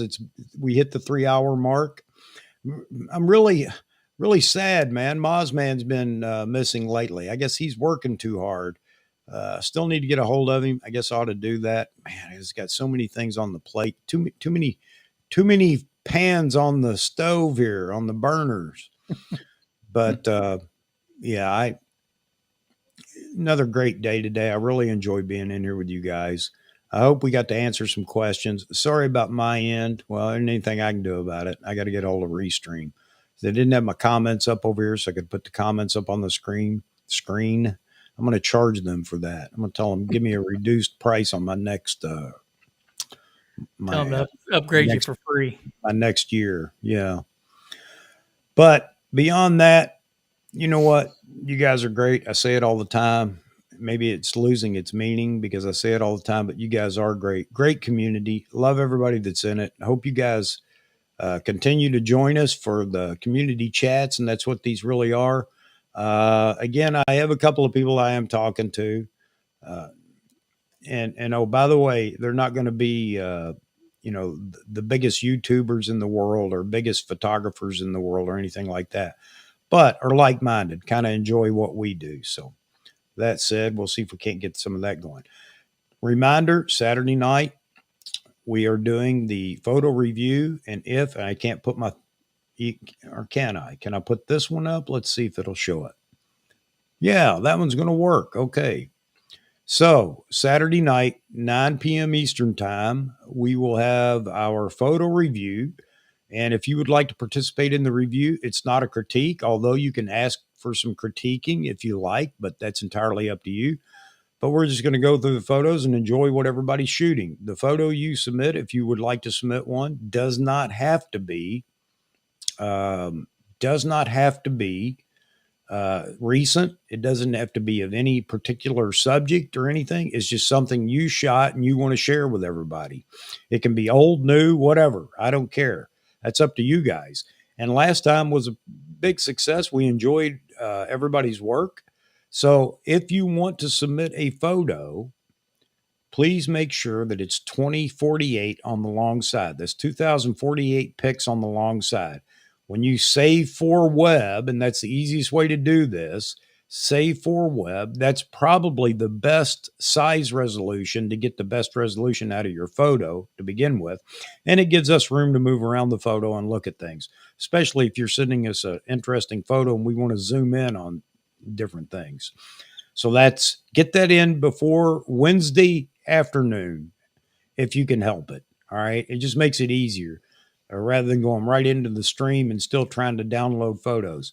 But if you'll send it to my email that's on the crawler down there with a little heading in the subject line saying Saturday night photo or anything like that, and it's easier for me to dig that out of the 250 emails that I go through every time I check email, and get your photo downloaded into a folder, and we'll have it up here Saturday night to talk about it. We had a good time last time. I'm sure we will this time. I've already received several photos, and you know who you are if you've sent one in. I'll make sure that all those are ready to go. If you know you can be here and you want to call in on the phone and talk about your photo, I welcome that. If you can't be here or you don't want to use the phone, but you want to be in the chat and talk about your photo, I encourage you to do that. If for some reason you can't be around when the photo is shown because of the time of day, night, whatever, I understand that. Just put that in the email too to let me know that you won't be available for discussion about your photo. Because then we go through the Bueller thing in the audience looking for you. All right, guys, I'm going to turn it over to Mr. Jeffrey Neville, talk about selective imagery real quick. Jeffrey? Okay, just to answer Da's question, this is for this coming Saturday evening at 9:00 Eastern time is when the photo review is going to be. 9 p.m. Wednesday? Good Lord, what is wrong with me and dates today? Saturday night, 9 p.m. Eastern. Be there or be square, man. Hey, if you get a chance, check out my channel, Selective Imagery. A little bit of everything, mostly birds. And hopefully I'll have another video coming out Friday morning. And that's about it. There's a link for Jeffrey's channel in the description, link for D Moots Photography, Steve Land Photography, who has an in here today, Frames TM, Vahography. The links are there. All you got to do is click the links if you haven't checked out their channels. I need to get Jeff and Leslie in there. I got you this time, Greg Wilson. So anyway, all right, D Moots, tell us, what is Yeah, D Moots? check me out on D Moots Photography on YouTube. And for those of you that like to look at Flickr photos, you can check me out at David A. Moots on Flickr. On Flickr. By the way, I have a Flickr page. Everybody that seems, wants to know, does he actually shoot his camera, take any photos? I'm not going to tell you they're up to date, but I have some photos over there, and they're not they are definitely just photos that I've taken some for people that wanted a photo taken and they want to look at it or whatever. Because Flickr does a pretty good job of not messing up your compressing your photos. Anyway, I am on Flickr as Chuck Egan, and you can go over. I'll put the link. I got to put the link in for that. So I don't want people to think that I'm hiding my terrible photography. No, it's out there for everybody to critique and love or hate. What else do I have before I wrap this up? See, Paul Connor's in here, 247 Media. Guys, hey guys, I'm glad. Hang on a second. Hang on. Clarify something on there. Chuck would like to have you send the images to him for Saturday night's show by Wednesday, so he's not fooling with them late in the week. So that's where he said Wednesday. He would like to get the images that you want to show on Saturday by Wednesday, if you can. Well, we can't now because we're at Wednesday. Well, we're at Wednesday, but so Saturday afternoon. There, I got it. Saturday afternoon. All right. I'm going to hang a calendar. I'll tell you what, I got way too many dates on my brain right now. We're looking at this travel coming up, and I'm not going to bore you all with all that again. But anyway, I don't know. I didn't know what day it was when I woke up this morning. All right, guys. Anything else I'm forgetting? It's very likely I am right now. Nope, I think that's it. All right, folks, if you'd like to be on the show, send me an email. Let me know. Mr. Albert Jimenez, I know that he's at work, but maybe he watches the end of this again later tonight. Albert, you need to get that channel ready to go. We need to get you on here. I guess Saturday night's going to be the best night for you because you're a working man. All right. That said, thank you, guests, so much. Thanks, David. Thanks, Jeffrey. Check out their channels. Check out all the others that I've dropped in the description below. Hope to see everybody Saturday night. Bring a friend. It's free. It's free to bring a friend Saturday night. If you have, just subscribe. Thank you so much. And thank you for the likes today. It's a wonderful community. Love you guys. I'll see everybody Saturday night. Have a good one, everybody. Take care.